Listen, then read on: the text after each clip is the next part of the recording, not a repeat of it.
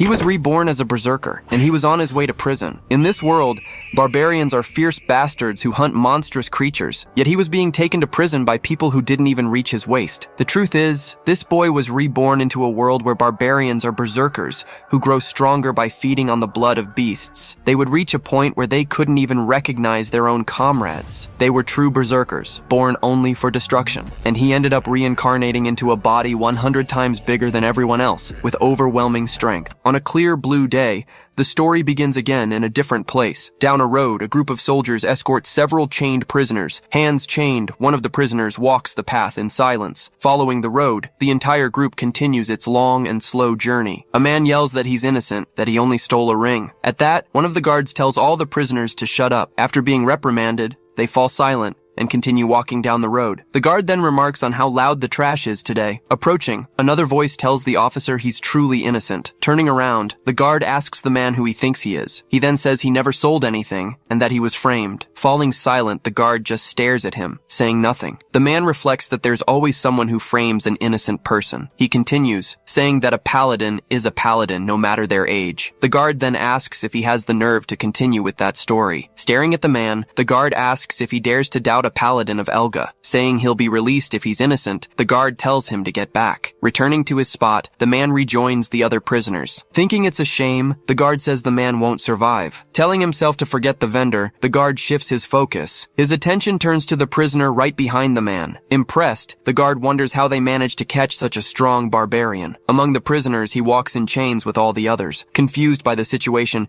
he wonders what the hell happened to him. Analyzing his body, he realizes his former power has completely vanished. He notices that the madness and guilt that consumed him are also gone. He understands that he has somehow restarted the game. Even with all this, he says he still can't grasp the situation. He thinks that the game never started this way, as an old man calls out to him. In the old man's hand, he sees what looks like a root. Offering the root, the old man tells him to chew it to make the journey pass quickly. He just stares at the old man in silence, showing no reaction. The old man explains that he was once helped by barbarians, and this reminds him of them. Taking the root, he holds it firmly in his chained hands. The old man then asks how he was captured, but he doesn't know what to say. Hearing the answer, the elderly man just says he understands. He comments that the paladins are too hostile to those who don't follow their faith. Asking about the empire, he questions if there is an empire on this continent. He then realizes he's fallen into a parallel world with a different setup. He asks where they are going, and the old man replies that it's to the capital. There, the old man says, he will face a heresy trial. With a terrifying calm, he says it's a relief not to die immediately. The old man then screams, asking what he means by a relief. Shouting, he says the inquisitors will treat a heretic like a toy. He goes on, describing the various tortures they inflict on their victims. Suddenly, the paladin strikes the old man with a heavy blow. With the impact, the old man falls to the ground, motionless. The paladin then shouts that anyone who insults Elga's agents will die. Looking to the side, he says it's not over yet. Moving his horse, he approaches the prisoner right behind him. He asks the barbarian if he was the one who caused the commotion. With a serious look, he tells the barbarian to beg for forgiveness. He then says he'll let him live if he humiliates himself. With a smirk, he stares back at the paladin. Annoyed, he yells, asking how a mere heretic dares to mock him. Shouting that this is blasphemy, he charges with his weapon in hand. Without moving, he stares at the tip of the weapon coming toward him. Remaining calm, he keeps the smirk on his face. Completely surprised, the paladin doesn't understand what's happening. Using his hands, he easily stops the spear's blow. Screaming with effort, the paladin tries to push his weapon with all his might. His face furious,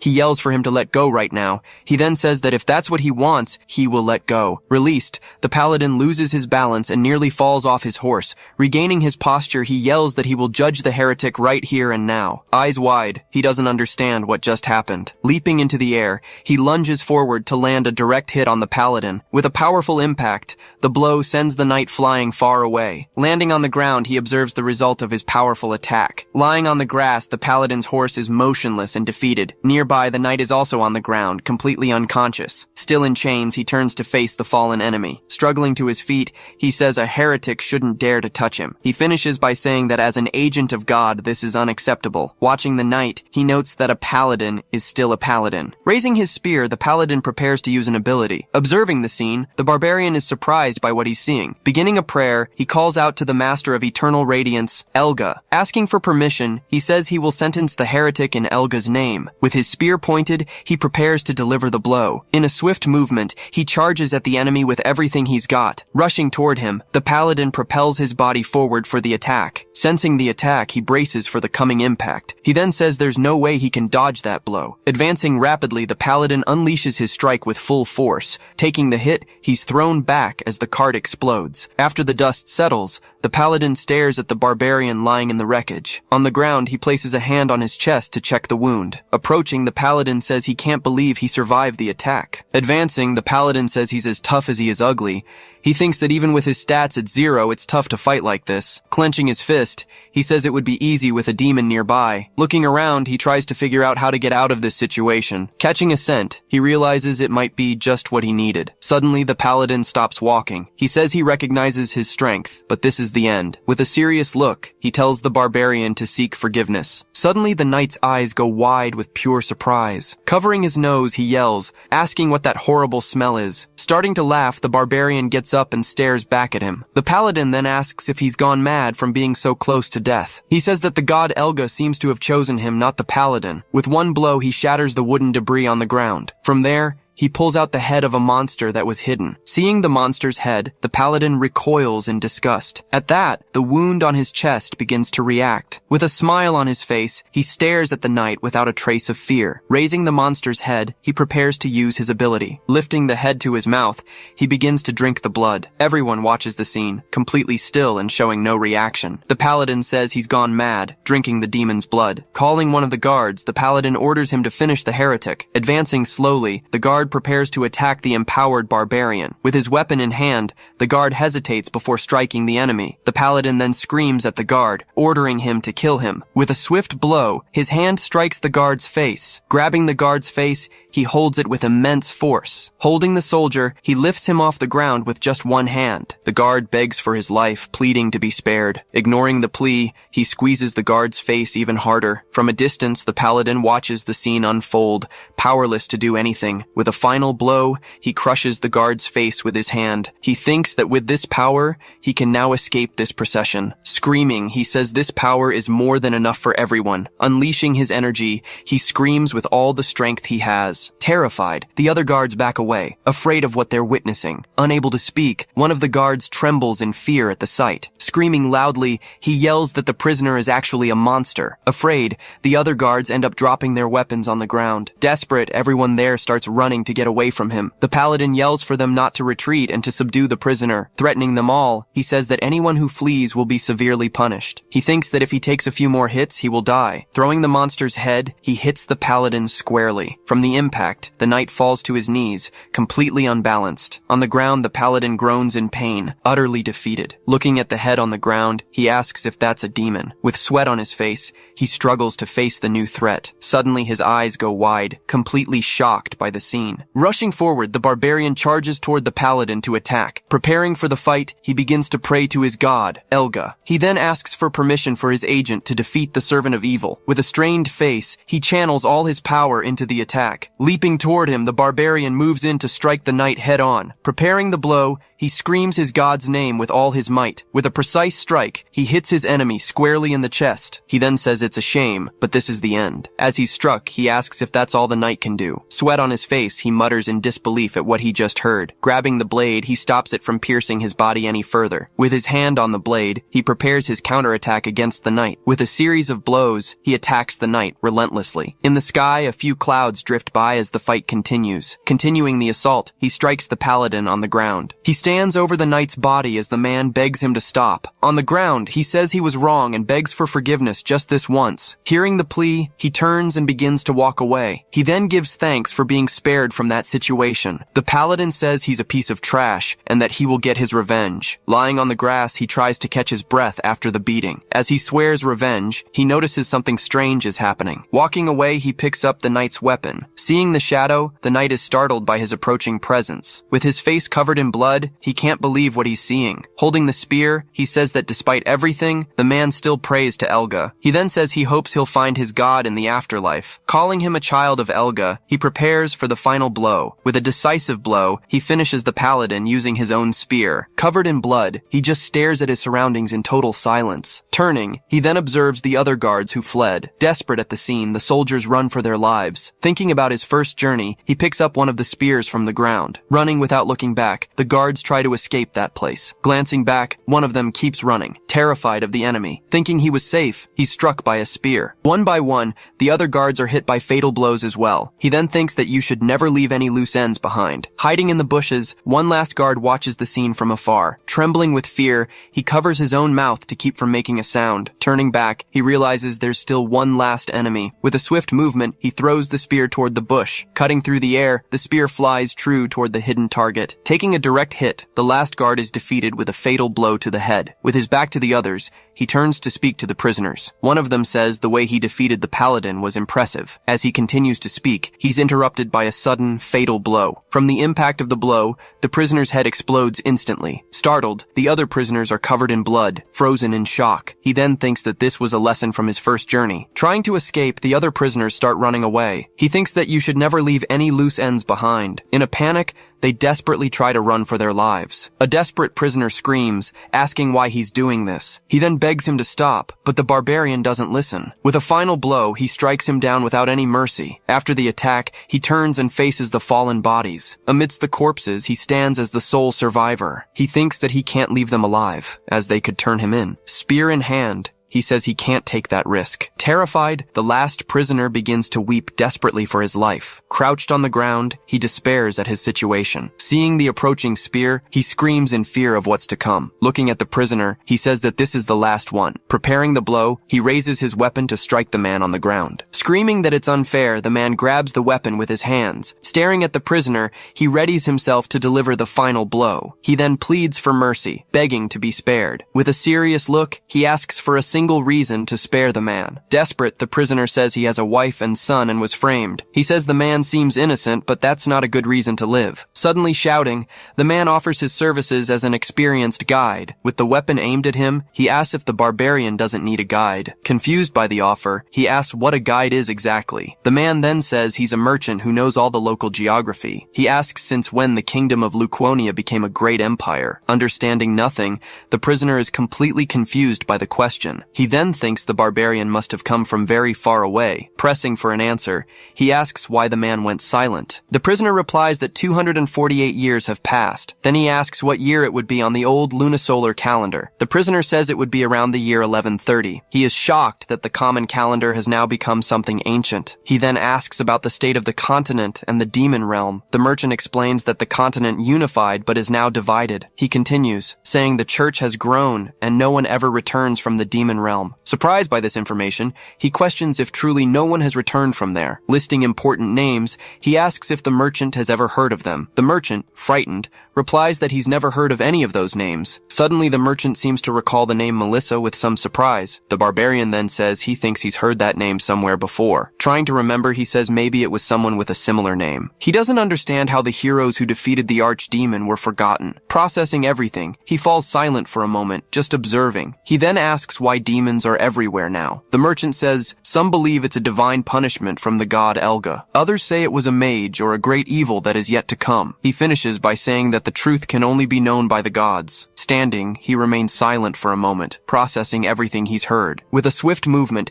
he slams the spear he was holding into the ground. Confused, the merchant just watches the barbarian walk away without a word. Looking out at the vast field, he faces the new horizon before him. He then concludes that he's 300 years into the future of his journey. Now he sees himself as an exile, cast out from his original world. All his previous knowledge is now hundreds of years outdated in this place. His old comrades in arms no longer exist in this era. Turning his face, he confronts his new solitary reality in this world. He questions if it's worth living by suppressing his madness with blood. Facing his destiny, he doubts if he can ever return home. He realizes that after this new game, even worse ones may appear. Closing his eyes for a moment, He braces for what's next. With both hands, he forcefully breaks the spear. The merchant watches the scene, completely confused by what's happening. With the tip of the weapon at his neck, he prepares to end it all. Holding the weapon firmly, he faces his fate without showing any fear. Frightened, the merchant asks what he's trying to do. He says that if he starts over, he'll only have more regrets to carry. With his hands on the weapon, he prepares for the final blow against himself. He just hopes that after everything,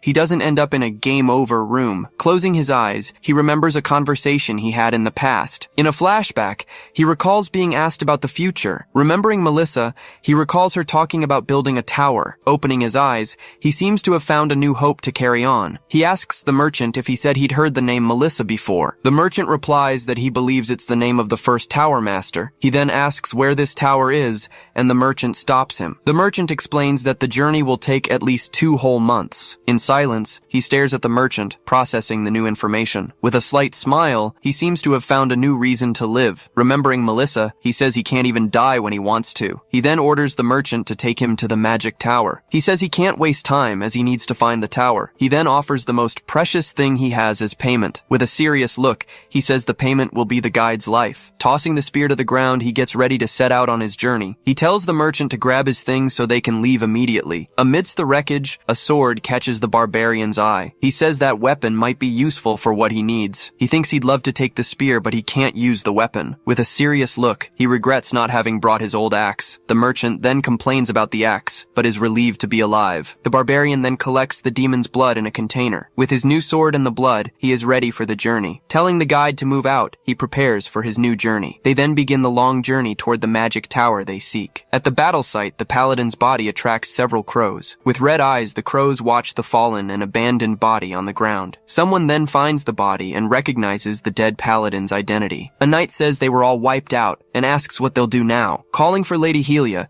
he waits for a response from his superior. She orders him to find any clue that might be useful to them. After hearing the order, the knight says he understands what he needs to do. She wonders who on earth would dare to do something against a holy paladin. With a serious look, she says that no matter who the culprits are, they will pay. Under the moonlight, night falls, and the journey continues. At night, they make camp in a dark, silent forest. The campfire dies out, leaving the camp in total darkness. Lying near the dying fire, he rests to regain his strength. Beside the camp, the merchant left one of his belongings behind. Running through the forest, the merchant tries to escape as fast as he can. Breathless, he continues his desperate escape through the dark woods. Exhausted, he tells himself he's done, that he has to get out of there. With a tired face, he says he needs to get as far away as possible. He thinks having a companion would be nice, but he's in trouble. He remembers his companion is a barbarian who eats demons. After a few days, the merchant offers the barbarian some food. On another night, the merchant offers him a place to sleep. The merchant tries to start a conversation, but gives up mid-question. He realizes the barbarian doesn't speak, and he can't read his thoughts. He says the barbarian seems more like a wild beast than a human. With a scared look, he says if that were all, he could handle it. Suddenly, he stops, and the barbarian watches him from a distance. The barbarian then rushes him, saying he's too slow. The bigger problem,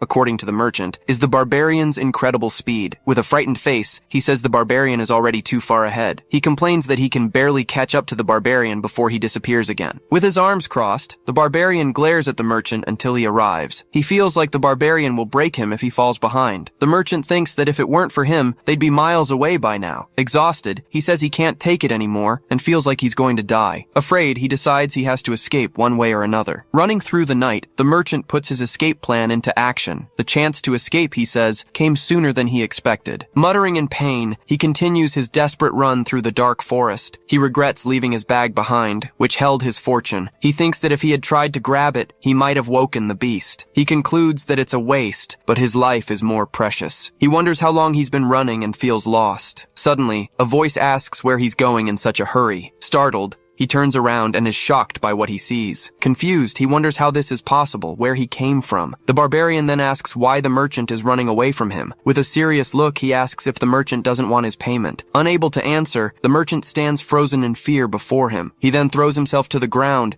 saying he has committed a mortal sin. Begging for forgiveness, he bows before the barbarian, pleading for his life. The barbarian says he doesn't want apologies. He wants the reason for his escape. With a serious gaze, he orders the merchant to explain why he ran. The merchant then says that his pace is too fast to keep up with. He says he felt like he would die if he continued at that breakneck pace. Tired, the merchant thinks this is his end and that he's going to die. With a serious expression, he stares at the merchant without saying a single word. He then tells the merchant to get up so they can return to the camp. With a serious face, he informs him that from now on, he will walk slower. Walking ahead, he leads the way back to the camp. Confused, the merchant just watches the barbarian, not understanding what happened. Back at the camp, a new fire is lit to warm the night. The merchant sleeps exhausted, while the barbarian watches him by the fire. In his sleep, the merchant pleads for his life, thinking he's in danger. Sitting by the fire, he watches the merchant sleep in silence. He thinks his fast pace is a habit from his first journey. He remembers that on his journey, he lived with madness. With a sigh, he calms down, realizing he's in a safe place. He concludes that unlike before, he is no longer in constant danger. He says he now has a good reason to walk slower. The merchant suggests they avoid the border and take a detour. Surprised by the suggestion, he stares at the merchant for a brief moment. He then agrees to the plan and tells him they should do it. He thinks that without the merchant, he wouldn't be able to find the right path. The merchant says a barbarian wouldn't be safe in imperial territory. He thinks it was hard to find demons because of the paladins. Looking at the vial, he says the blood will soon become useless. Through the night, they continue their journey through a dark, silent forest. Suddenly, the merchant stops and watches something intently. Behind the trees, he spots a small farming village. The merchant then suggests they ask for food and a place to stay. With a serious gaze, he observes the village with great suspicion. The merchant notices that no lights are on, which is very strange. He also notes that the village gate is open and unguarded. The merchant asks if it could be a village abandoned by everyone. He says he doesn't know, and they'll only find out if they go inside. Scared, the merchant asks if he's really going into that place. Suddenly, a strange noise is heard from inside the village. Startled, the merchant asks if he heard what just happened. He says it could be a monster or a demon and draws his sword. With sword in hand,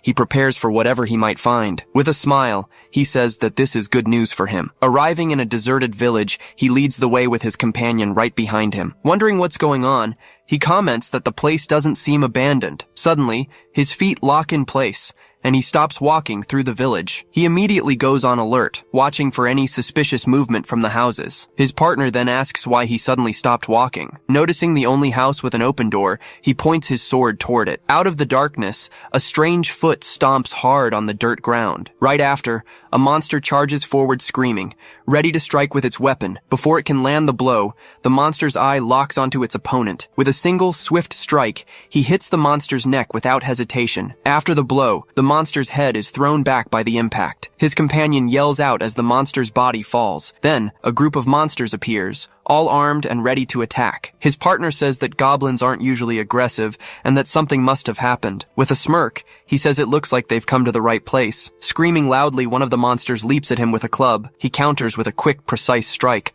Stunned, the other monsters watch the speed of his attack. Preparing for the group, he readies his sword. Another monster charges forward, screaming, trying to land a blow with its sharp weapon, but he parries the monster's blow, creating a loud clash of blades. With his sword, he continues to block the overhead attack. Seizing the opportunity, another monster screams and runs toward him. Even while engaged, he turns his head toward the new approaching threat. He lands a fatal blow to the chest of the monster right in front of him. In disbelief, the monster looks down at the sword piercing its body and groans. The monster then screams in pain as it takes the damage from the blow. Seeing all the monsters down, his partner asks if they've defeated them all. Asking if it's finally over, his partner hears him say that they don't know yet. He then pulls his companion back, who shouts out in confusion. From inside the house, a monster's hand grabs the edge of the door.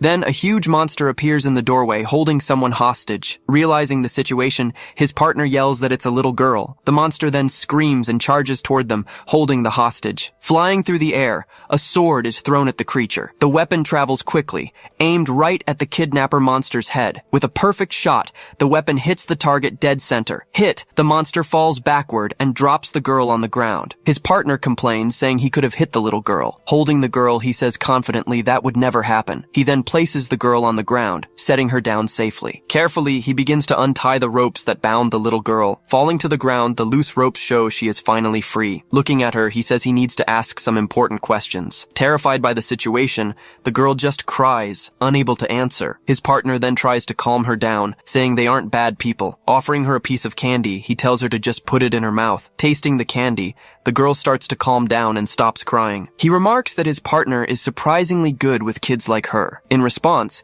he explains that he has a son at home around her age. In silence, he continues to watch the conversation between the two from a distance. Holding the candy, the girl quietly starts calling for her mother. Her partner then promises they will help find her mother, but she replies that she was abandoned there by her father and mother. Hearing this, he reacts with a look of surprise and seriousness. Shocked, his partner asks if it was her parents who tied her up like that. Understanding the situation, he realizes what was really happening in that place. Suddenly, a woman screams the girl's name, calling for her daughter. Running ahead of a group, the woman is followed by several villagers. She then hugs the little girl, asking if she's okay after the scare. Crying, the mother thanks them for saving her daughter's life. Seeing the dead monsters, the villagers ask what happened there. One of them then approaches and asks if he was the one who did this. Pulling his sword from a monster's body, he answers no. While holding the weapon, he says it was actually his blade. He then asks why they tried to offer the child as a sacrifice. Finishing his thought, he says they did it for a demon. Explaining the story,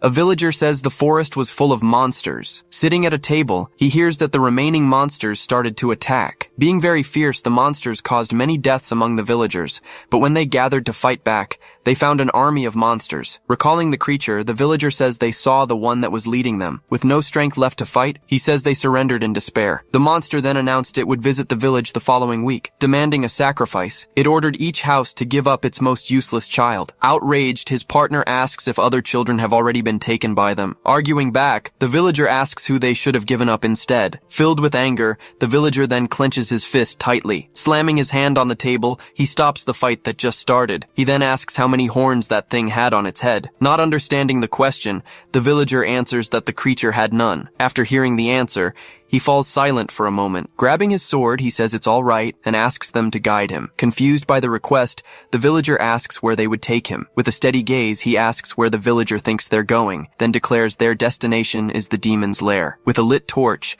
the group prepares for the night's journey. Guided by the firelight, they walk together through the dark forest. Along the way, the villager warns that the village can't afford to pay. He replies that he's doing this for his own reasons and doesn't want a reward. Very grateful, the villager bows and thanks him for the great help. Saying he needs another weapon, he borrows an axe. Stopping in front of a cave, the villager says they've arrived. The group of men then walks toward the dark cave entrance. Observing the area, he falls silent before entering the lair. Saying they're heading back, the villager claims the village could be attacked. Outraged, his partner asks if they only came to guide the way. He then says he needs a helper to hold the torch during the fight. Not understanding the situation, his companion says he didn't expect this. Entering the dark cave, he leads the way with his partner right behind. His companion asks why he didn't criticize the villagers for their cowardice. He then asks if his partner has ever faced a live demon. Shaking his head, his partner says he's only seen demon corpses at the black market. Explaining the situation, he says humans are never the same after the fight. Normal people can't overcome the fear and despair of the confrontation. Even so, his partner says that not even animals sacrifice their own young. He says it was a choice to survive, so he can't condemn them. His partner reflects that for the children, the whole world has abandoned them. Questioning the meaning of it all, he wonders how to live after abandoning humanity. Seeing him keep walking, his partner calls out for him to wait. Remembering his past, he questions if he can ever have a life again. Asking if he said something wrong, he wants to know if the children are alive. Closing his eyes, he thinks for a moment before answering. Explaining his logic, he says a cruel demon would keep them alive. His partner doesn't understand the reasoning as he grips the axe tightly. He then raises the axe, causing his panicked partner to scream. With a swift motion, he hurls the axe into the darkness of the cave. Startled by the throw, his partner screams and shuts his eyes tight. Spinning through the air, the axe flies at high speed into the depths. The weapon hits a target dead on, making a thud. Holding out a hand, he signals for his partner to wait behind him. Immediately after, a monster's body falls from the ceiling to the floor. With the axe in its head, the monster groans and his partner screams in surprise. In the darkness, several other monsters watch the scene with attentive eyes. Screaming in fury, the group of monsters charges forward to attack. With his partner scared, he just tells him to hold the torch steady for the fight. Stepping firmly, he advances toward the large group of monsters. Surprised, the monster screams as it sees the sword rapidly approaching. Landing a direct hit, he stops the monster's scream with his sword. With a quick move, he grabs another monster's arm in midair. Meanwhile, two other monsters prepare to attack him at the same time. His sword then blocks the enemy's strike, creating a huge impact. attacked. He then realizes the cave's terrain could hinder the battle. With the stalagmites, he understands it will be difficult to wield his sword freely. Watching the situation, two monsters wait for the right moment to strike. Adjusting his grip on the sword, he readies himself for the tough fight. Screaming in fury, the horde of monsters finally charges at him. With a quick blow, he swings his weapon for the first attack. His strike then lands squarely on one of the monster's heads. In the midst of battle, he keeps landing blows on all the enemies. Turning his head, he analyzes the bloody battle unfolding. Seeing the axe on the ground, he decides he should use that weapon too. Quickly, he grabs the handle of the axe lying on the floor. Pulling the weapon from the monster's body, he prepares to keep fighting. Wielding both weapons, he attacks the group of monsters with a flurry of strikes. His blows land squarely on the heads of the monsters trying to attack. With a final blow, he splits another monster's head open. The monster's head then falls to the ground, rolling near him. Watching the scene, his partner mutters, breaking into a cold sweat from the violence. Impressed, he says his companion defeated all the monsters by himself. Seeing the monsters flee, his partner shouts that they're retreating. With the axe still in hand, he prepares for his next move. He then announces they're going after the monsters that fled. Moving forward, they continue their path through the dark and dangerous cave. Arriving in a wider area, his partner notices the path has opened up. His partner asks if this is the base,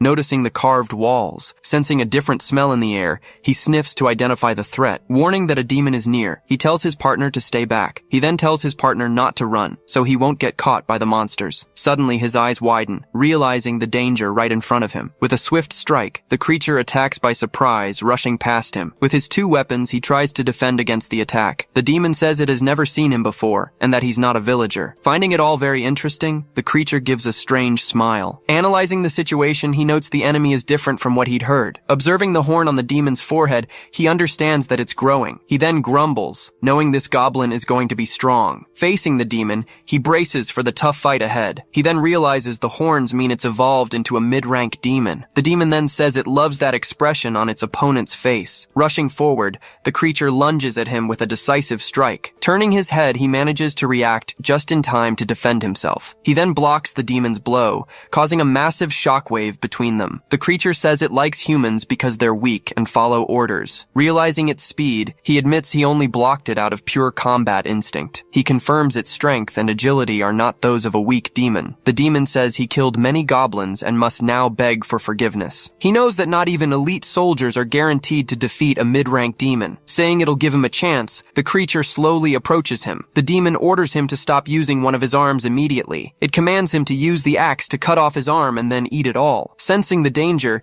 he knows it's difficult to face this demon in his current state, but he notices the demon's horns haven't fully grown yet. Asking what he's doing, the demon demands to know why it isn't being obeyed. Pointing his sword at the ground, he says the demon has talked enough. Grabbing a canteen, he warns that he doesn't take orders from a bag of blood. He then pierces the object, spilling all the red liquid inside. The demon reacts in surprise, wondering what that smell is. Pouring the contents over his head, he drinks all the liquid from the canteen. Completely empty, the blood-stained container falls to the dark cave floor. His body then begins to shake, reacting to what he just drank. Screaming in pain, he undergoes a transformation, his eyes glowing. With a surprised look, the demon watches the transformation without moving. Turning his face, his eyes now have a completely different appearance. Holding the axe, he thinks he needs to end this fight as quickly as possible. The demon then feels fear, refusing to be afraid of a mere human. Filled with rage, the demon says it will definitely finish him. Screaming loudly, the demon charges with its claws for the final attack. He then realizes the creature's judgment has been affected by its horns. With a swift blow,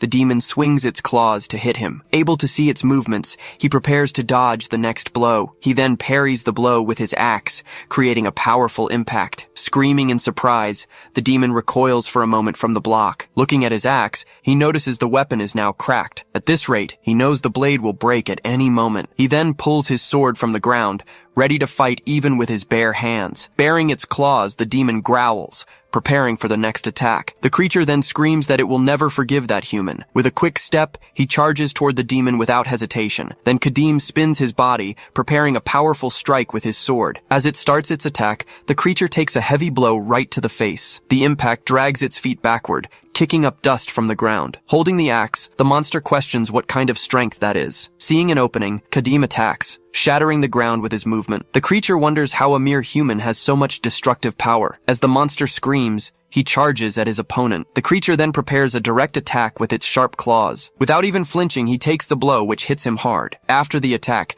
the creature readies another blow, dragging its claws on the ground. Maintaining his stance, he braces for the enemy's next attack. When the attack comes, Kadim faces it without any fear. But the goblin ends up dodging. Screaming, Kadim is about to end the battle with his strike. With its legs firmly planted, the creature braces for what's coming, but Kadim ends up missing the strike. Now standing, he faces the completely defeated monster on the ground. Fallen, the monster asks what he really is. It then says that the warrior cannot be human. Showing no reaction, his gaze remains fixed on the monster before him. Reaching a conclusion, it says that he is a monster in human skin. Overcome with despair, the monster lunges at him with everything it has. Retreating, the creature hides behind a stone pillar. It then realizes it's being overpowered and its attacks have been blocked. Looking away, the vendor desperately yells for them to get back. The vendor drives away small monsters with a torch. He yells for the monsters to stay away, asking if they want a taste of fire. Hidden, the monster says it just needs to get rid of that fire. Looking up, Kadim notices the direction the monster climbed. With his hand, he gets ready to pick up his axe again. He grips the weapon firmly, ready for action. He then says it's obvious what its objective is. He then warns that he won't let the monster do as it pleases. Climbing down the wall, the monster stares at Kadim below. He realizes the creature is too fast and will dodge any attack. With a determined look, he comes up with a new strategy for the fight. Gripping the handle of his axe, he prepares to execute his plan. He decides he's going to smash the ground where the monster is standing. With a powerful blow,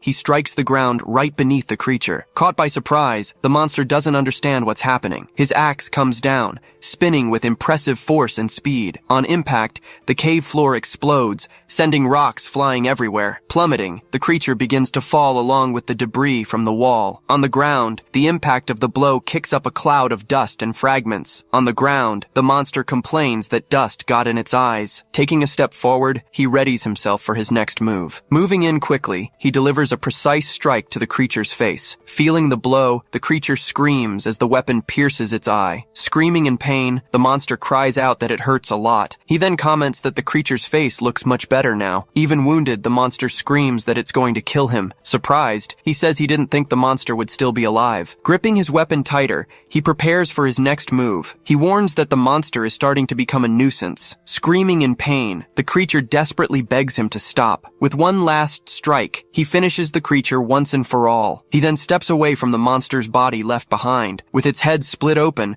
the creature still lets out one final snarl. A final, devastating blow lands squarely on the monster's head. With his back turned, he mentions that the buff is still active. Relieved, he says it's a good thing the buff didn't run out sooner. Hearing the word king, he looks to the side in surprise. Trembling with fear, the goblins cower at the sight of their fallen leader. He notices the goblin's ferocity has diminished after the demon's death. Wielding his sword, he prepares to continue the slaughter of the monsters. With a single strike, he lunges forward and defeats the first goblin in his path. He says he's going to finish them all before finally leaving this place. The goblin screams in terror as it sees its companion's head on the ground. Without wasting a moment, he charges at the last screaming goblin. His strike hits the monster squarely, catching it by surprise. He then notices that one of the goblins is fleeing with its back to him. His gaze shifts, focusing on the last remaining opponent. Cornered, the small goblin faces him, holding its torch in fear. He says the goblin with the torch is the last one. Just as he's about to strike,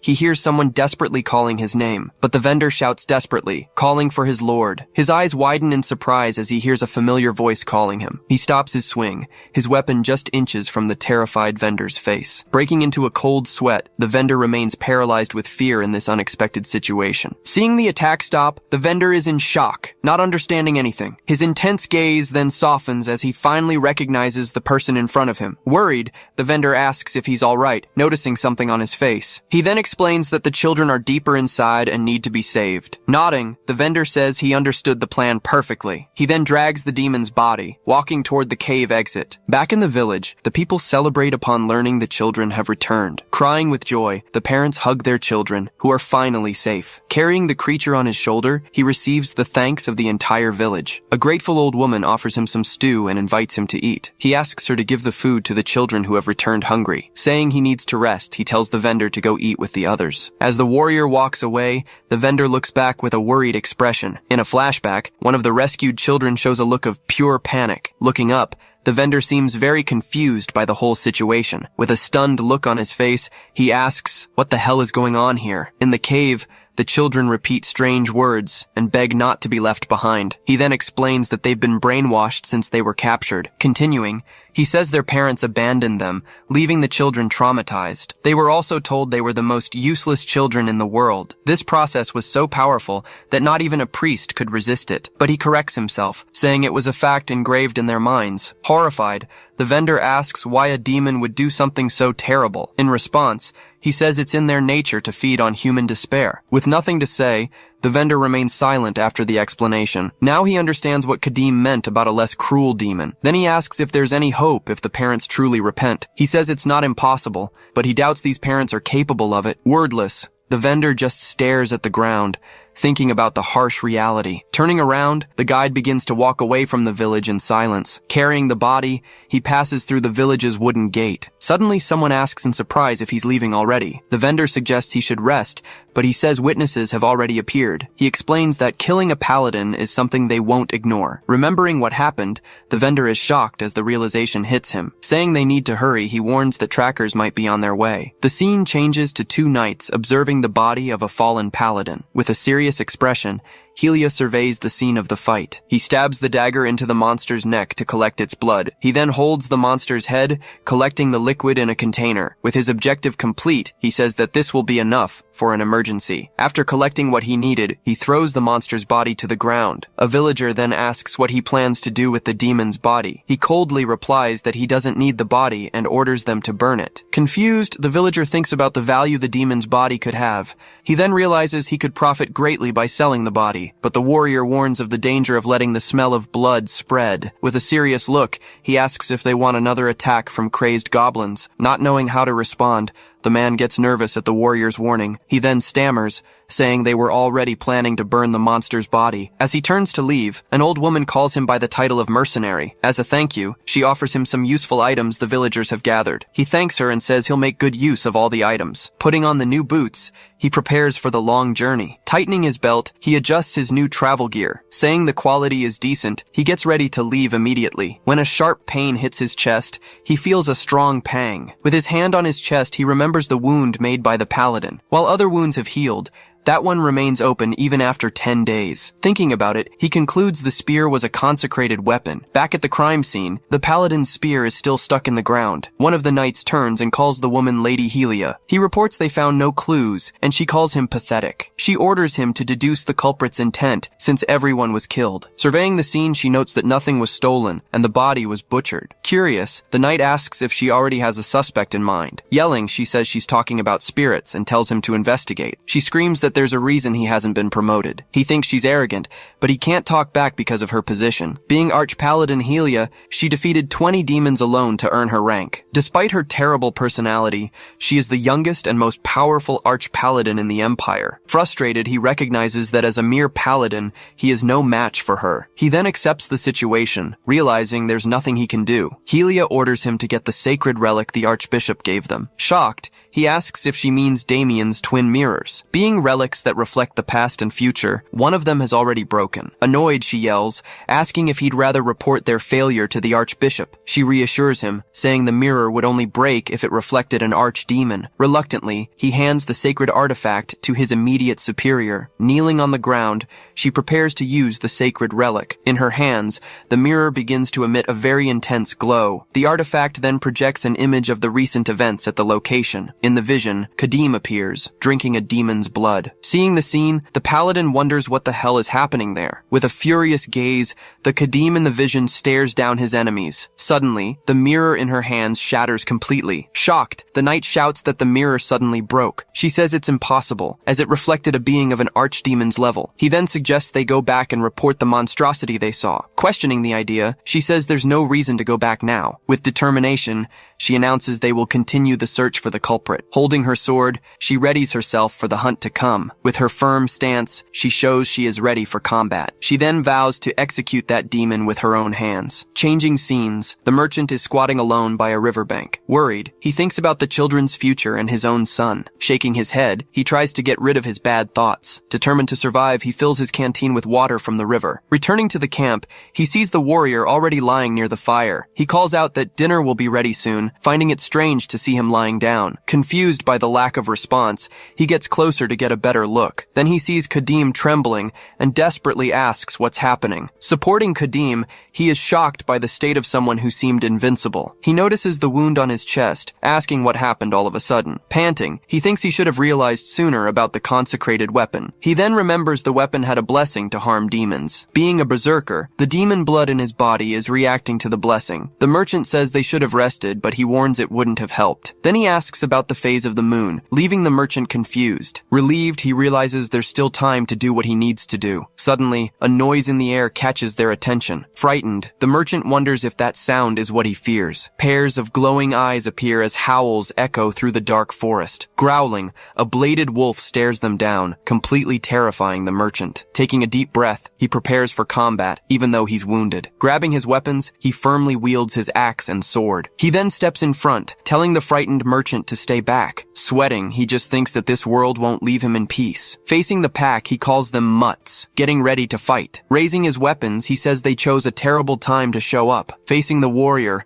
the wolf pack bares its teeth, ready to attack. Though injured, he takes a deep breath and prepares for the coming battle. The pack then advances slowly toward the camp, surrounding the two of them. With a snarl, the first wolf of the pack leaps to attack directly. Without flinching, he readies a powerful blow with his axe to defend himself. His strike lands squarely on the wolf's head, which takes the full impact. He then lands another blow, sending the creature flying far away. He then complains that his vision is shaking and he can barely aim straight. Seizing the opportunity, two wolves charge forward to attack at the same time. Readying his sword, he positions himself to strike one of the wolves.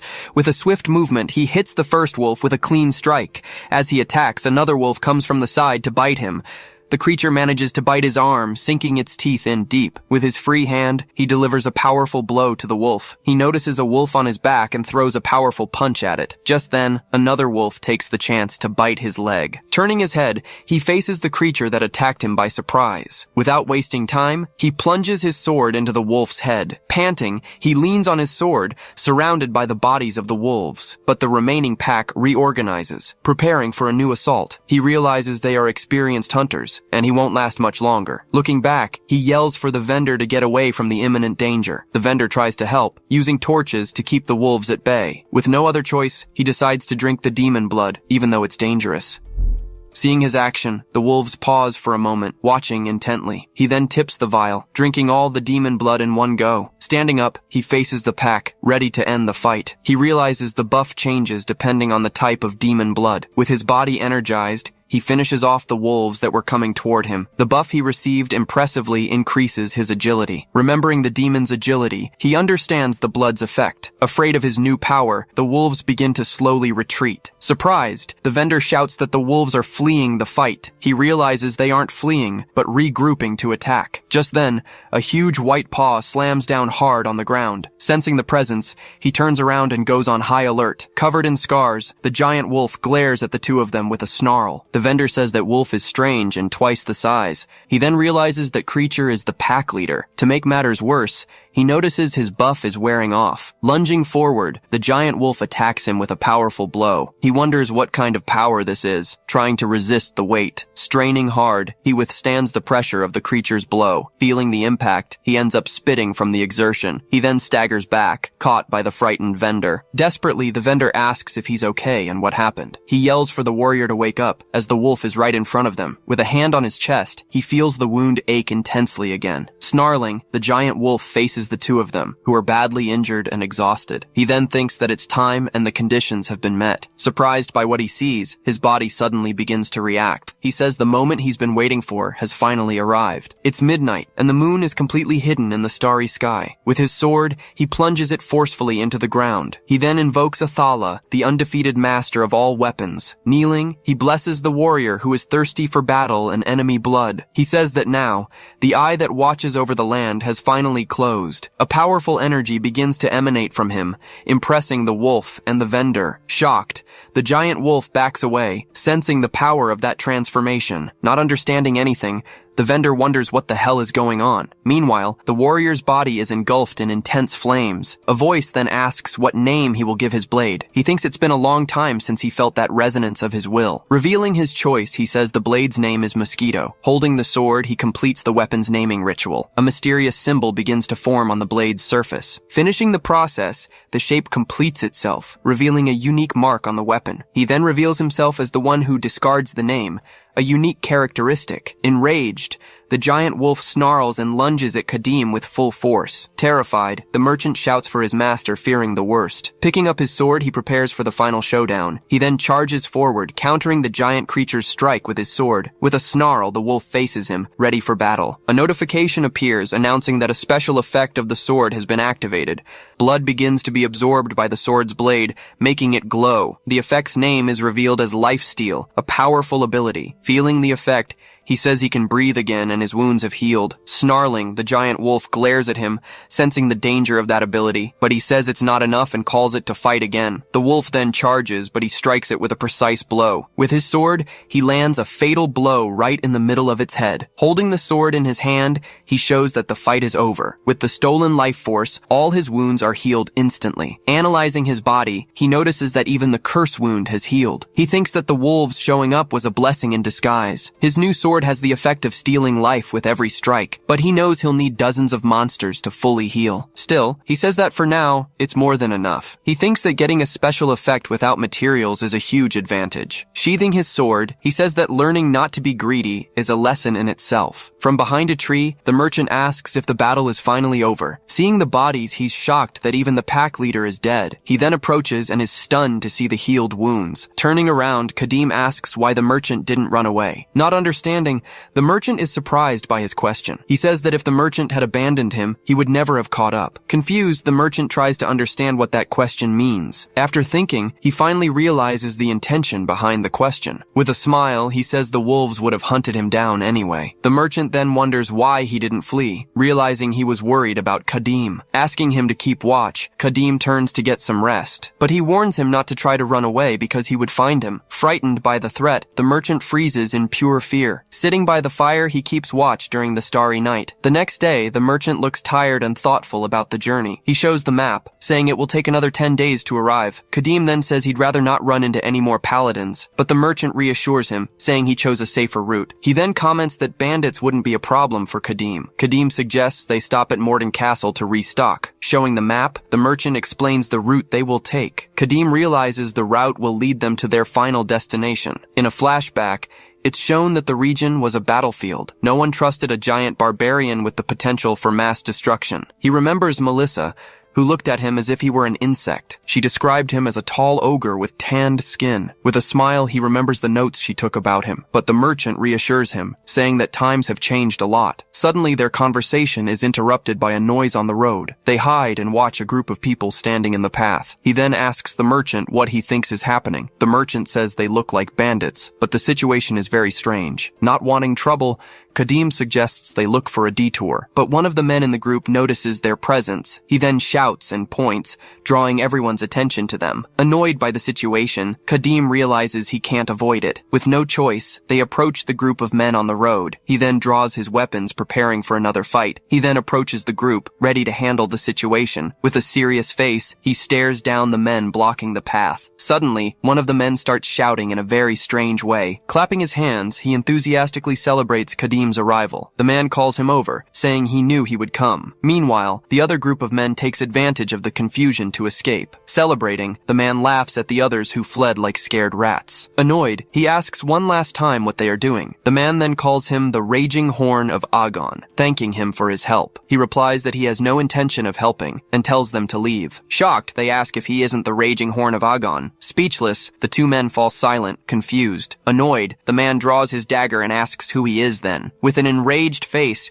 he yells that Kadim is a nobody. Beside him, the merchant is startled by the turn of events. With the dagger at his throat, the man demands to know how he'll pay. He thinks the man's attitude changed just because he wasn't who they were expecting. The man then turns to the vendor, asking what he's carrying. He orders the vendor to come closer so he can see the bag. Losing patience, he grabs him and yanks him closer. Unfazed, Kadim just stares at the situation with a cold look. The man points, saying the confusion is Kadim's fault. He remains silent, listening to the man's accusations without a word. Smiling, the man says that since he won't pay, he has another idea. He then suggests that Kadim join them to fight. The proposal is for him to pretend to be the barbarian and scare off their enemies. As payment, the man says they'll keep the vendor's bag. In a provocative tone, he asks if Kadim is actually a woman. Mockingly, he says it's his first time seeing a barbarian. The vendor worries, thinking his master is holding back. Slapping his own chest, the man says everything is settled. With a serious gaze, he stares at the man without saying a single word. The man then asks for the name of the barbarian standing there.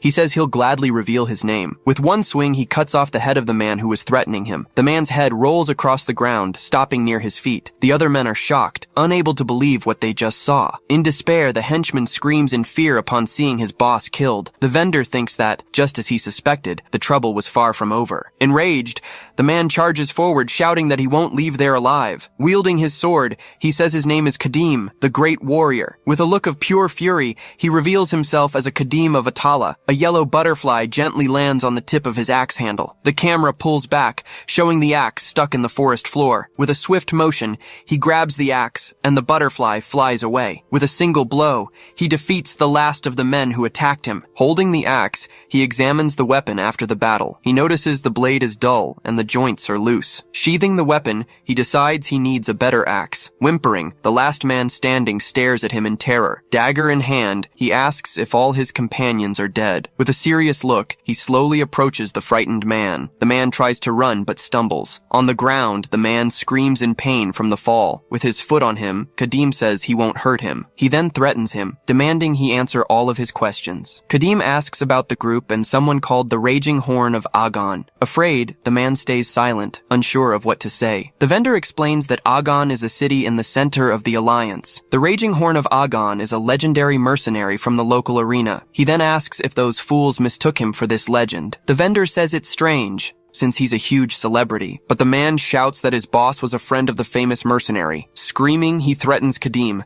saying the mercenary will come for him. Kadim then stomps hard on the fallen man's back. In pain, he explains that his gang was kicked out of their territory. The vendor then says the man was completely deceived by his boss. He explains that the mercenary would have helped them live a decent life. Confused, the fallen man doesn't understand what's being said. He begins to doubt, thinking it's not possible that his boss lied. But Kadim thinks it's better to strike first than to be tracked down. He also sees a chance to loot their supplies without feeling guilty. He then orders the man to take him to the bandits' base. Terrified, the man refuses to obey Kadim's order. With another stomp, he forces him to obey. Screaming in pain, the man agrees and leads them to the base. At the cave entrance, 2 guards watch over the bandits' hideout. Inside, the gang leader sits on his throne, deep in thought. With his hand on his chin, he looks bored and waits for news. He introduces himself as Graham, leader of the Blood Cave Gang. Angrily, he says the famous mercenary doesn't even know who he is. He reveals he was actually a mediocre and failed gladiator. Dejected, he confesses that he lied to his men about the messenger. He then wonders where it all started to go wrong. He just wanted to live a simple life with his loyal subordinates. Angrily, he blames the Black Hammer Gang for all his misfortune. One of his men runs in, shouting that the mercenary has arrived. The man bursts in, desperately screaming that the Raging Horn of Agon is here. He runs to the boss, desperately begging for help to save himself. Confused, he asks why his man is begging for help so desperately. Suddenly, he sees his henchman's head get struck by an axe. His face shows pure shock. He can't believe what he's seeing. He recognizes the barbarian attire and Kadim's massive physique. In disbelief, he wonders if that man is the real mercenary. Pointing his sword, Kadim asks if he is the leader of the group. Speechless, the leader stands frozen, staring at the man before him. He enters the cave and faces the man sitting on the throne. With a serious look, he prepares for the final confrontation. The chief thinks that this isn't the mercenary since he's seen him before. He remembers his man's head, knowing the others are dead. Realizing the danger, he concludes the barbarian is a great threat. Slamming a fist on the table, he stands up to face Kadim. Determined, he moves in to strike first and catch the enemy by surprise. Kadim asks if he plans to fight with his bare hands. With his eyes glowing, the chief reveals he has a special ability. Surprised, Kadim braces for the coming attack. Without hesitation, the man prostrates himself and begs for his life. He offers all his treasures, pleading not to be killed. The vendor is surprised by the gang leader's change in attitude. Begging, he asks why Kadim still has his sword raised. Desperate, he offers a tribute to spare his life. He realizes it's no use, as Kadim won't listen. Suddenly, he looks at Kadim's axe and gets an idea. Noticing the weapon's condition, he has one last card to play. He then offers a treasure map that leads to a weapon. With a sword to his neck, he says the map leads to a dwarven axe. Curious, Kadim asks about this dwarven throwing axe. He explains it's a weapon forged with the souls of master blacksmiths. Telling him to continue, Kadim shows interest in the man's story. Relieved, the man thinks he's managed to get Kadim's attention. He describes the axe, saying its blade never dulls. Kadim knows that dwarven weapons are rare and very powerful. In this world, races like dwarves and elves are minorities and quite rare. Because of this, dwarven equipment is extremely hard to come by. He then thinks this is an opportunity he can't miss. Curious, he asks where the treasure map the man mentioned is. Smiling, the man says he needs to secure his life first. Kadim finds it interesting that a bandit wants to negotiate with him. With a swift move, he shoves a dagger into the man's chest. Stunned by the blow, the man doesn't understand what's happening. Screaming in pain, he writhes with the dagger embedded in his chest.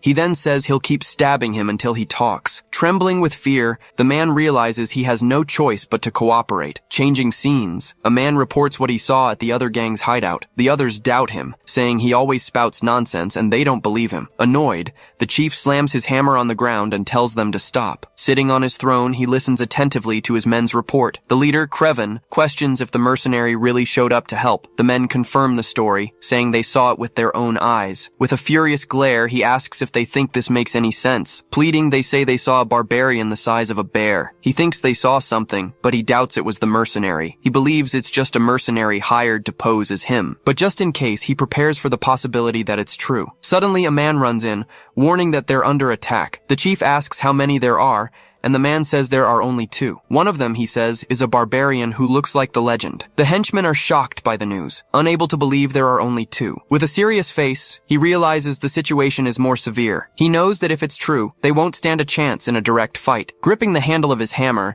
he orders his men to get ready. He picks up his hammer, preparing for the coming combat. With a determined look, he stands up to check the situation. He wants to be sure if that man is the real raging horn of Agon. Meanwhile, Kadim and the vendor approach the enemy base. Worried, the man asks if he really plans to enter the hideout. Kadim reminds him that he was the one who said the map was there. Afraid, he explains that the map was stolen by the other gang. He tries to convince him, saying the gang is very large and dangerous. Kadim asks how many men they have, and he answers that there are 100. He comments that it's a large number for an outlying gang. Unfazed, he says it will be tiring, but he wants to get it over with. Confused by the answer, the man doesn't understand Kadim's calmness. They then arrive at the entrance, and the enemy chief faces them. The 2 leaders face off with tension thick in the air. Surprised, the chief asks what Graham is doing there. Shouting, Graham says he's come to declare the rival gang's ruin. He then introduces Kadim as the legendary raging horn of Agon. Shocked, the gang members believe the lie he told. Smiling, he thinks he can now escape while everyone is distracted. Appearing behind him, Kadim grabs him by the head with force. He then throws the man to the ground, yelling that he's not the mercenary. With a serious look, he says there's no need to shed blood. Smiling, the gang leader says he already knew he wasn't the legend. Grabbing the hostage, he shouts that he isn't Aegon's raging horn. He then suggests there's no need for them to shed blood. Watching everything unfold, their leader deduces he's just a mercenary from Graham. Still, he wonders why the man seems so confident. At that moment, a huge warhammer slams into the ground. Preparing for the worst, one of the archers already aims his weapon. Further away, two men watch the whole situation unfold. Completely surrounded, he faces the enemies laughing at him. The leader then asks what item he came for, offering to help. He refuses, saying he has a map and just wants them to get out of the way. Hearing that, the leader repeats the word map, looking surprised. Right after, he holds up a scroll, asking if this is it. Desperate, the hostage yells, questioning how he got that map. He reveals he found it hidden, calling it a very valuable treasure. With a smile, he asks if that's what the mercenary was looking for. Seeing this, he goes on high alert at the enemy's attitude. Laughing, the leader simply tears the map into several pieces. Surprised, the hostage desperately asks why he's tearing it up. Ignoring the question, he puts the pieces of the map in his mouth. After chewing, he swallows the scroll, shocking the hostage. Slapping his own belly, he dares the barbarian to get the map. With a smirk on his face, he finishes the sentence saying, "If you can." Without changing his expression, he replies that he'd be glad to. He then says he'd better hurry before the map is digested. Realizing the threat, the leader yells for his men to shoot now. Ready, one of the archers puts his finger on the trigger of his weapon. An arrow is then fired at high speed toward him. Watching the attack, he stays focused on what needs to be done. Without a second thought, he shoves the hostage, yelling for him to run. Throwing the man aside, he gets rid of the extra weight to fight. Multiple arrows are fired at high speed in his direction. Using the hostage as a shield, he blocks the deadly attack. Outraged by the scene, the leader can't believe what he just did. As the man screams in pain, he continues to hold his body. Seeing his coldness, the leader realizes he used the hostage on purpose. He orders his men to aim for the exposed parts and fire again. At that, one of the archers tries to reload his weapon as quickly as possible. Suddenly, an axe is thrown with great force toward the archers. Noticing the danger, the archer looks up, terrified. With no chance to react, he's hit dead on by the blow. The blow lands right in the middle of his head, finishing the enemy. After the throw, he points forward, indicating the next target. A companion yells for him to get down, noticing the axe too late. Getting hit again, the man begs them to stop shooting. Protecting his face, his hand is pierced by one of the arrows. In complete desperation, the man screams, begging them to just kill him. Annoyed, the leader scolds his men and orders them to cease fire. Changing strategies, he orders the rest of his men to advance. As the enemies approach, he readies himself for the imminent combat. To get rid of the weight, he hurls the hostage's body at the bandits. Throwing the body toward the enemies, he uses it as a distraction. Crouching down, he grabs a canteen and says he'll need a plan. He decides he'll end this using a quick and precise method. Watching the scene, the leader wonders what he's drinking. After drinking the liquid, his entire body seems to grow much stronger. Gripping his sword tightly, he stomps on the ground, preparing to fight. With his gaze completely focused, he faces the group of enemies. In a swift move, he rushes at them, leaving them all behind. Confused, the soldiers ask what happened, saying he vanished. Appearing among them, he lands a fatal blow on two men at once. Confused by the attack, the soldiers scream, not understanding what happened. With an effect activated, he stomps firmly on the ground, ready to attack. Moving quickly, he strikes several enemies at once. With his enhanced agility, the soldiers complain about his absurd speed. His blade moves at high speed, cutting through the air toward them. Hitting 3 more enemies, he keeps advancing without stopping for a second. Watching from a distance, the leader hears his men say he's invisible. Breaking into a cold sweat, he wonders where such unknown power came from. Coming to a conclusion, he calls him a monster, unable to believe the scene. Swallowing hard, he seems to be thinking of a new plan of attack. He then orders his archers to give him their loaded crossbows. Taking the weapon, he prepares to take the next shot himself. Aiming carefully, he waits for the right moment to shoot him. He notices the enemy pauses for an instant after each strike. His plan was to shoot when he turned his back for the next attack. Finding the perfect opening, he prepares to shoot the target. Firing the weapon, the bolt flies at high speed toward him. Turning his face back, he notices the bolt. With a smile on his face, the leader celebrates, saying he hit him. Through the air, an arrow flies at high speed toward its target. Sensing the imminent danger, he turns his face toward the arrow. With a victorious smirk, the leader celebrates, certain he made the shot. Turning completely, he faces the arrow just as it's about to hit him. Seeing the unexpected reaction, the leader is confused about what just happened. In a swift motion, his hand snatches the shaft of the arrow from the air. Holding the arrow he just caught, he glares at the leader. In complete shock, the leader wonders how the barbarian caught the arrow. Stomping his foot on the ground, he prepares to finally charge forward. He then stares down the leader, showing that the attack was a complete failure. Seeing him approach, one of the men shouts a warning that he's coming. To protect their chief, the men yell to attack him all at once. In the blink of an eye, his blade moves, striking down his enemies. Advancing relentlessly, he takes down 2 more foes in his path. Without slowing his pace, he stays focused on his true objective. Desperate, the leader realizes there's no stopping him. He asks how many crossbows are loaded, and is told there are 3. With one final plan,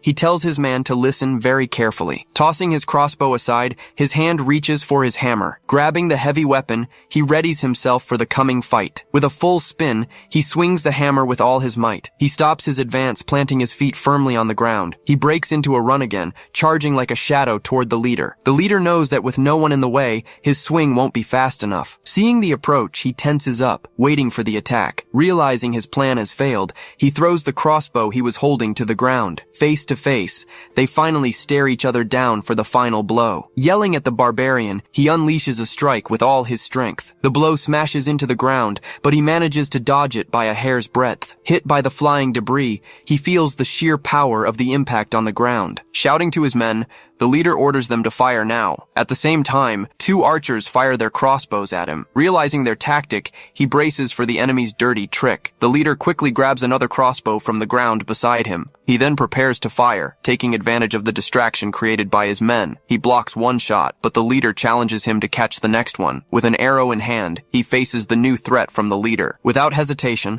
the leader fires the weapon right at his face. He laughs, saying there's no way he can catch this shot. Tilting his head, he catches the arrow with his mouth. His eyes wide, the leader is shocked that he missed. Appearing behind him, he lands a devastating blow, striking his legs. Feeling the impact, he looks down, unable to believe what just happened. Still in disbelief, one of the men wonders how the arrow didn't hit him. Clenching it between his teeth, he shows off the arrow he caught in midair. Spitting the tip onto the ground, he shows that he broke it with his mouth. Lying on the ground, the leader can't believe he caught the arrow like that. He tells the leader to wait, as he'll finish off the rest and be right back. In the background, the leader hears his men screaming as they're all cut down. After a while, he returns and drives his sword into the dirt. Stopping in front of the enemy, he says it's too late for that. With no way out, the leader begs him to spare his life. He replies that he's not going to kill him, just cut open his stomach for the map. Screaming, the leader says that's not necessary, because he memorized the whole thing. Revealing the secret, he explains where the treasure is and how to get it. He then asks why the leader didn't go after the treasure himself. The man explains that the castle was surrounded by hundreds of soldiers. Unconcerned, he asks what troops they are and why they're there. The leader reveals the army belongs to Viscount Adlin, who is searching for a baron. Realizing the situation, he notes that things just got more complicated. He says he's taking the map to see if the story is true. With his sword at the man's neck, he warns that he doesn't trust bandits. He then repeats that if he wants something, he just goes and takes it. With nothing left to do,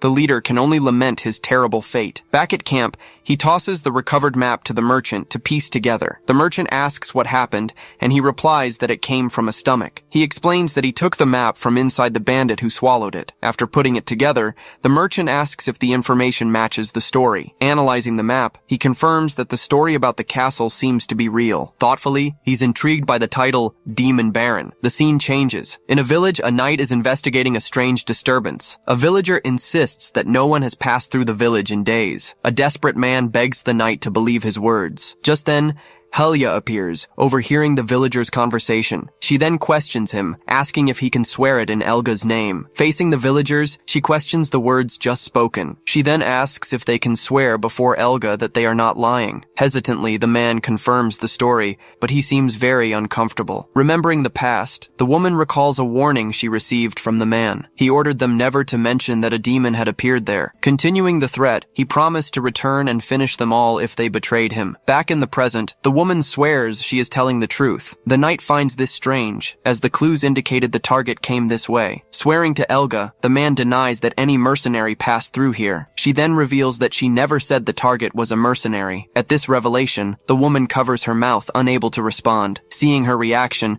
the knight slowly begins to draw her sword. The woman panics, taking a step back from the threat of the blade. Screaming for them not to be harmed, she points towards one of the houses. Suddenly, a sharp scream comes from inside the house, catching her attention. The woman tries to mislead her, saying it's nothing and she should ignore it. Ignoring the pleas, she continues to stare at the house with great suspicion. Then she notices something strange, wondering what that presence was. Inside the house, a young man writhes on the floor, foaming at the mouth. She claims he is possessed by a demon, but his mother denies everything. Paying no mind, The knight walks towards the fallen man. Desperate, the woman tries to stop her, begging her not to hurt him. Reciting a prayer, she raises her hand and begins a purification ritual. Wielding her sword, she shouts that she will consecrate this lamb to the light. Her hand approaches the man's head, releasing an intense power. Witnessing the scene, the villagers feel a sacred and comforting energy in the air. With the ritual complete, the young man faints and his mother cries out his name. She explains that she saved the child from a demon that had been implanted in him. Finally, she guarantees his soul will never again suffer from demons. Relieved and grateful, the woman finally embraces her son, safe. Suddenly, the knight attacks the young man's body on the floor. With her flaming sword, she cuts off the head of the boy she just saved. She then says that a lamb tainted by evil cannot be kept alive. In despair, the mother realizes her son's head has been torn off. Unable to believe the scene, the woman screams in complete despair and horror. The knight comforts her, saying her son will have eternal rest by Elga's side. However, she warns that the heretic who lied will not share the same fate. Pointing her sword, she demands the woman confess everything she knows. She then asks where the barbarian with the evil spirit went. Changing scenes, the two are sitting around a campfire. The merchant shows the supplies, saying they have plenty of food. He laments not having found the high-quality weapons he was looking for. Ignoring the comment, he asks what the man knows about the Lord of Molden. The merchant replies that he thinks he's heard of the so-called Demon Baron. Talking to him, the man says a merchant highly praised the lord of that city. Reflecting, he thinks that this proves nothing, as demons often deceive with false promises. So he decides the only way to get the dwarven weapon is to check for himself. Holding a vial, he wonders if he could get past hundreds of soldiers with just this. With some hesitation, the other man asks if he can pose an important question. Turning his face, he stares at the man, waiting for him to finally speak. The man then asks about the title of Great Warrior of Atala that he used before. Without changing his expression, he simply asks why he wants to know about it. Stammering, the man explains he heard that the Raging Horn of Aegon also uses that title. With a furious look, he listens as he's told that aside from this mercenary, no one else should hold that title. Grabbing the man by the shoulder, he stares at him with great intensity after hearing the revelation. Falling to the ground, the man apologizes, saying he sinned by asking such a thing. He then reflects that being a great warrior of Atala is no ordinary title. As a sacred title, only one who can slay a great demon is worthy of receiving it. After reaching a conclusion, he realizes that there are only two possible explanations for this entire situation. Clenching his fist tightly, he considers that Atala may have chosen another great warrior. He then tells the man to stand up, saying that none of this is his fault. Taking a step forward, he turns around and finally continues on his way. He thinks that either the man is an imposter or he himself has been abandoned. With a determined look, he swears he will end his rival when he finds him. Arriving at Molden Castle, the scene reveals an imposing and well-protected fortress. Guarding the gate, two guards stood in position with their long spears. From the top of the walls, they watched a huge encampment of soldiers just below. Throughout the area, more guards patrolled attentively, ensuring the fortress's security. Hidden in the vegetation, they observed all the soldiers' movements in the camp. Seeing the size of the army, the merchant asks if there are really hundreds of soldiers there. Telling the merchant to hide, Kadim says he'll enter the castle alone. He refuses, explaining he'll use the night to get past the camp and deal with the sentinels. Unexpectedly, the large castle gate begins to open, to everyone's surprise. Confused, the merchant points in astonishment at the opening castle gate. He then asks what is happening and if the Baron intends to declare war. Believing it to be an opportunity, he states that there is no more time to hesitate. Turning to the merchant, he tells the man to hold on to the horse's mane. Gripping his sword, he plants his feet firmly on the ground and starts to run. Carrying the man, he sprints towards the entrance of the large castle. Shouting, he announces that they will enter the castle all at once. Marching in formation, the soldiers position themselves in front of the castle gate. Confused, one of the guards notices a strange movement approaching quickly. Suddenly, a high-speed object flies past them through the middle of the courtyard. Landing in their midst, he begins to strike at all the soldiers. One of the guards fails to react and is hit squarely by the powerful blow. Continuing the attack,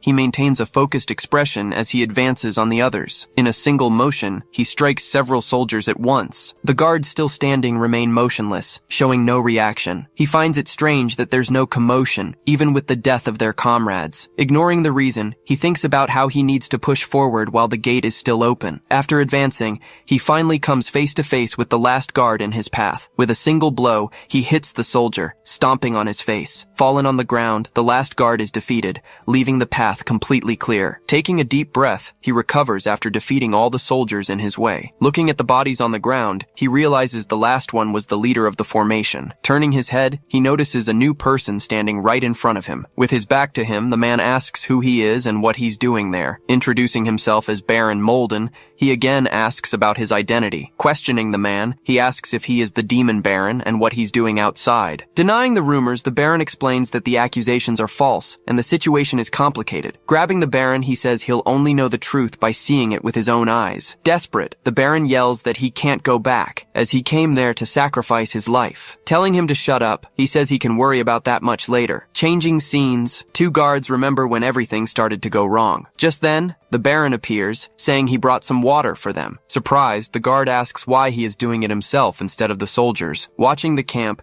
he says it's hard to stay alert while waiting for an enemy attack. Blaming himself, he says that everyone is suffering because of an incompetent lord. Shouting at the Baron, the guard says the crooks from Adlin are to blame. Hearing the guard's words, the Baron remains silent with his eyes closed. Thanking them for their support, he says he shouldn't make young men like them suffer. Not understanding his words, the guards just look at each other, confused by the situation. In a flashback, he comments to his wife about how the weather is getting warmer. Standing in the doorway, the Baron just watches the woman sitting in a chair. Noticing his arrival, she asks why he has come. He then recalls the tulips she bought and planted last year. Looking out the window, he compliments her aesthetic sense for decorating the castle. She replies that the castle is suffering from famine, so the tulips don't matter. With a sad look, he tells her he saw children eating the bulbs from the ground. Shocked by the revelation, the woman asks if he punished the children. Challenging her words, he says he is to blame for all this suffering. With his back to her, he laments that the provisions have run out because of the siege. Finally, he announces he will die with honor so the enemy has no justification. Desperate, she shouts that this is why they are doing all of this. He explains that the truth doesn't matter, only their profit and justification. With a plan, he says, to spread rumors to His Majesty if the enemy doesn't retreat. Entrusting the future to her, he asks that she lead the territory wisely. Then he states that the battle would end with the death of the so-called Demon Baron. Back in the present, the guards worry, asking if the Baron is okay. In his thoughts, the Baron wonders who the real barbarian there is. Pointing into the distance,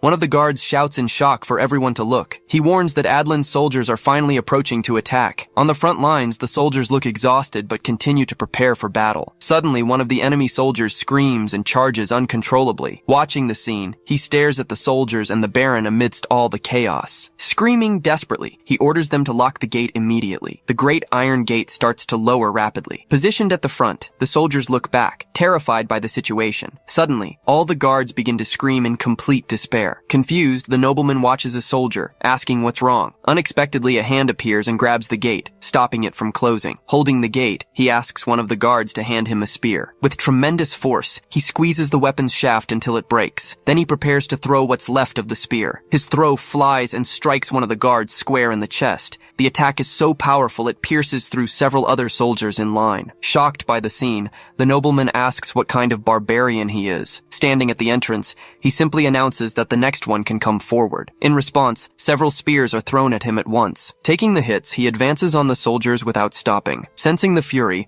a soldier yells that they have no intention of stopping. With that, the great iron gate continues to lower quickly. Surprised, the nobleman asks why the gate stopped halfway down. A soldier replies that the crank won't turn. It must be jammed. Helpless, the nobleman just stares at the situation in despair. Seeing all the commotion, he just clicks his tongue impatiently. Then the nobleman shouts for them to gather the soldiers and find the mechanic. Startled, a guard calls out to his lord and points upward. From under the structure, a hand emerges and grabs the edge of the gate. Pulling with all his might, he begins to force the gate down by himself. Using immense strength, he yells as he moves the iron structure. Seeing the gate move, the soldiers warn that the enemies are approaching. The nobleman then orders them to provide cover and slow their advance. Immediately, the soldiers start throwing spears from the top of the wall. As the soldiers are hit, he tells everyone to get back. With all his strength, he continues to force the gate down. Then, the gate finally closes, hitting the ground with a great impact. Behind him, the enemy soldiers run right into the gate. Turning with a look of contempt,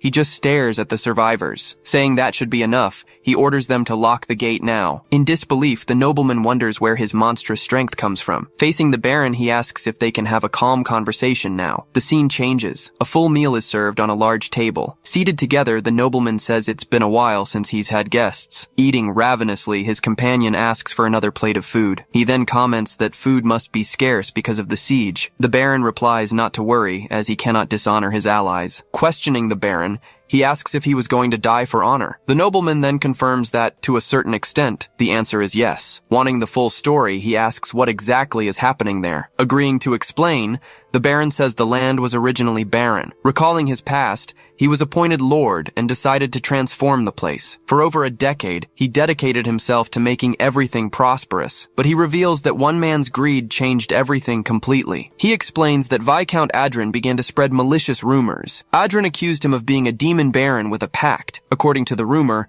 the land only prospered with demonic help, but no one believed it. Everything changed when the fourth prince fell in love with one of the Viscount's maids. With imperial support, the subjugation of the demon baron finally began. He says that 4 months have already passed, and that's why he would sacrifice himself. Finding it all strange, he questions how the enemy has held out for so long. Stuttering, the baron suggests that perhaps the imperial family is secretly helping. He continues to stare at the baron in silence, clearly suspicious of the story. Changing the subject, the Baron asks him to tell his own story. Revealing his objective, he asks about a fist-shaped rock. Shocked, the nobleman confirms that this rock exists in the castle's basement. He then asks to be taken there, saying he will leave afterward, but the Baron refuses, stating that access to the area is forbidden. With a serious look, he asks what the reason for the prohibition is. The Baron apologizes, saying he cannot reveal that to a stranger. Faced with the refusal, he just continues to stare at the Baron in silence. Startled, the companion comments on how the atmosphere changed so suddenly. In the silence, the two continue to stare at each other tensely. He repeats his refusal, saying the entrance to the basement is forbidden. Sighing, he realizes things were going too well to be true. Suddenly, he draws a dagger, completely changing the mood of the conversation. Seeing the weapon, the Baron stares at him, completely surprised by his action. With a swift motion, he slams the dagger forcefully into the table. The Baron just looks at the embedded dagger, still not understanding the situation. Crushing a bug, he says the 100 soldiers will end up just like it tomorrow. He warns that there is no escape, as the enemies have surrounded the outside. Continuing his threat, he says they will all die in vain, just like the bug. Saying he doesn't need to explain, he states he'll give him a choice. He asks if the Baron will guide him now, or wait for the bloodshed. Analyzing the situation, the Baron realizes he isn't bluffing. Admitting his mistake, he regrets letting a stranger into the castle. Finally giving in, the Baron agrees to take him to the castle's basement, but he warns it won't be now, as he has an important condition. Questioning the proposal, he asks what the Baron's condition is. The nobleman reveals he wants help defending the castle from the enemy attack. Promising access to the basement, he says he'll instruct the butler to guide him after the fight. Finding the idea ridiculous, he asks if that is truly an honorable death. Caught by surprise, the Baron is left speechless. He continues, explaining that abandoning everything to die is like running from the fight. Deep in thought, the nobleman reflects on the harsh words he just heard. He says that sacrificing oneself might seem noble, but it's cowardly. Clenching his fist, he claims his people's way is different. Even against a powerful enemy, he says one must fight to the end. For his people, he explains, that is the true meaning of honor. In silence, the Baron just stares at the crushed bug on the table. Seizing the moment, he says he has a new proposal for the Baron. Seeing his reaction, he continues to explain all the details of his plan. Hearing everything, the nobleman seems to consider the new offer. Saying he'll think for a moment, he asks them to wait in their room. A servant then guides them down the hall, asking them to wait there. Arriving at the guest room, they enter and look around. Walking through the room, he tells the merchant to take the bed. After settling in, he places his sword on a piece of furniture. He then positions himself in the center of the room, simply standing and waiting. His companion watches him, stepping back a little with his large luggage. Sitting on the bed, the merchant asks if the Baron will accept the proposal. With his arms crossed, he replies that it's not a bad deal for the Baron. Still worried, the companion comments on the nobleman's sudden change in attitude. He then questions why the Baron was so inflexible about the basement. With a serious look, he simply replies that the reason is quite obvious. Not understanding, the merchant asks what he means by that. At that moment, the bedroom door creaks and begins to move. Standing in the doorway, the Baron stares at him with a very serious expression. Commenting that he returned quickly, he asks if the Baron has decided. Shaking his head, the Baron simply tells him to get ready to leave. Changing scenes, night finally arrives with a full moon in the sky. Outside, the castle entrance remains completely silent and dark. Meanwhile, 2 guards continue to patrol the top of the wall. Suddenly, one of the guards hears a noise and looks to the side. Shouting, the guard demands they identify themselves immediately or they will attack. Saying it's him, the Baron tells the guard named Delton to lower his voice. Surprised, the guard asks what the Baron is doing there at this hour. Telling him to calm down, the Baron reminds the guard that he is in charge here. Confused, the soldier asks for help with the ropes to tie to the pillars. Turning around, the Baron gives the order to never leave the castle. The soldiers then begin to fasten the ropes to a large stake. Holding the end of the rope, he prepares to descend the wall. He descends the wall quickly. Impressed from above, the guards comment on his agile movements. Holding the rope tightly, the Baron also prepares to descend. Telling him to be careful, one of the soldiers bids the Baron farewell. Looking at his men, the Baron begins to call each of them by name. As he continues the roll call, the soldiers listen intently. He then asks them to protect Molten, a treasure more precious than his own life. Completely shocked, the soldiers just react in silence to his words. Having already descended, he watches the Baron reach the ground shortly after. Seeing the Baron arrive, he asks if everything was settled up there. With a serious face, the Baron confirms that he managed to say goodbye to everyone. Drawing his sword, he announces it's time to kill Adrin. Back to their conversation, the Baron asks what he just said. He then explains that the two of them will ambush the camp at sunset. Startled, the nobleman asks if the plan isn't just a suicide mission. He retorts, asking if that wasn't what the Baron planned from the start. Caught by surprise, the Baron just stares at him with nothing to say. He says the Baron's real goal was to die anyway. Worried, the Baron asks if Adrin wouldn't retaliate against Molten in the end. Telling him not to worry, he guarantees he will end everything in the ambush. Despite the promise, the Baron continues to stare at him in complete silence. He then says that if they fail, he'll help defend Molten afterward. Hearing the condition, the Baron looks at him with a thoughtful expression. He points out that the Baron has nothing to lose with this proposal. Shifting to the enemy camp, two guards are on watch in the darkness. Suddenly, a dagger is thrown towards them at high speed. The blow strikes one of the guards right in the neck, and he falls. Seeing the blow, the other guard turns in shock. He stands still, just staring at the situation without reacting. Moving quickly, he prepares to attack the remaining guard. With a single strike, he hits the soldier's neck dead on. With no chance to defend, the guard falls, defeated by the powerful attack. As the Baron watches, he positions himself at the camp's entrance. He then comments that the guards didn't react to their partner's death. At that moment, he seems to finally understand what's happening there. Analyzing the body, he notices the soldier's gaunt face and thin body. He says the soldiers look like they've been starving for days. Looking around, he realizes the camp is too quiet. He keeps observing, connecting the dots of the strange situation. The Baron just stares at him, waiting for an explanation. With a serious look, he turns and prepares to move on. Calling to the Baron, he says it's time to enter the camp. Entering the camp, they walk silently through the darkness among the tents. Just ahead, a large group of soldiers turns towards them. Surprised, the Baron questions how the soldiers can be awake now. Looking closely, a soldier's face appears very haggard and tired. Then, another soldier slowly turns his gaze towards the two intruders. Suddenly, several soldiers begin to surround them with their swords. He tells the Baron to stay and kill as many as he can while he investigates. Confused, the Baron asks what he plans to look for in the camp. Without hesitating, he replies that he's obviously looking for Viscount Adrin. He explains that the demon's curse must be strongest on the commander. Telling him to fight with all he's got, he encourages him for the coming battle. He then asks if they are the ones who ruined his treasure. He throws two daggers at once. The daggers hit two soldiers. Drawing his weapons, he prepares for the coming battle. With spinning strikes, he hits several enemies at once. Realizing the situation, he says they are just puppets with no will of their own. Meanwhile, the Baron just watches the battle without saying a word. With a precise strike, he hits one of the soldiers in the neck. The attack breaks through the enemy's defense, leaving him unable to react. With no chance to defend himself, the soldier is defeated by the blow. Seeing this, another soldier charges forward, screaming desperately to attack. With a single blow, he manages to defeat the other soldier coming at him. He notices that the deeper he goes, the stronger the soldiers become. Holding his weapon, he realizes what this means for his objective. With this in mind, he walks toward the main tent of the camp. Reaching the entrance, he opens the flap to enter the large tent. Inside, he finally finds Viscount Adrin sitting on his throne. In the room, the soldiers just watch, seeming to be under some kind of control. Sitting on his throne, the Viscount watches with an imposing presence. Suddenly, the soldiers on guard begin to fall to the ground. Another soldier drops to the ground, completely drained of the strength to fight. His face transforming, the Viscount's eyes take on a sinister glow. With a menacing voice, he calls him a wild dog from the wastelands. Seeing the transformation, he just gives a slight smirk. Finding it all interesting, he comments that he's only faced a few like him before. Identifying the the enemy, he realizes it's a very rare possessed variant. Asking why he's smiling, the Viscount glares down at him. He then warns him to leave the Baron and his prey alone. Comparing the place to an orchard, he says the harvest is ready. Taking a step forward, he readies himself for the coming fight. With his weapon in hand,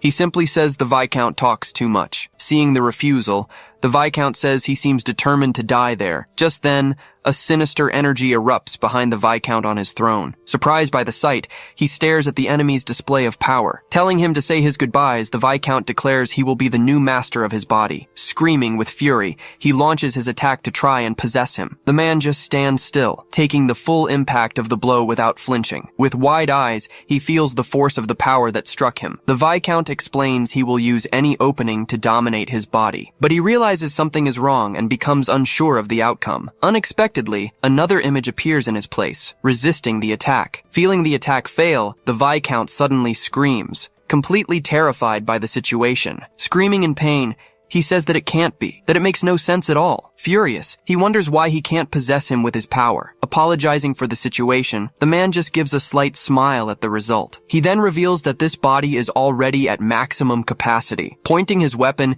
he approaches the Viscount, who is still sitting on his throne. The Viscount then reveals he has only ever failed to possess much stronger demons. He says that for a moment, he thought he was a demon in disguise. Baring his teeth, he laments that he's going to lose to a mere human. Warning him not to gloat, his body begins to transform again.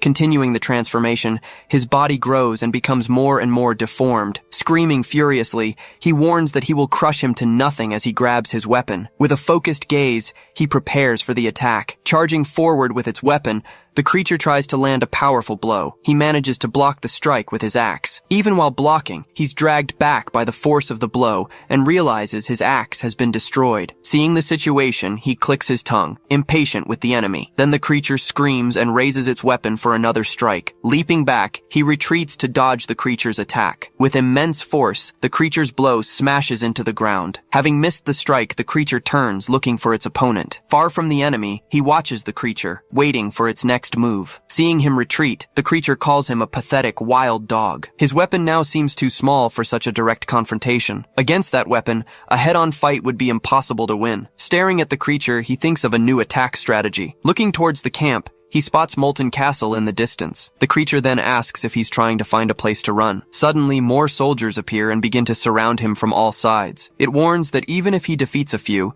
it still has 300 more bodies to use. At that moment, a soldier rushes towards him to strike. Another soldier also charges, trying to land a hit with his weapon. He simply dodges the attacks. With the path clear, he uses his weapon for a powerful counterattack. With a precise strike, he hits the head of the soldier who attacked him. In a spinning motion, he manages to push the other soldiers away.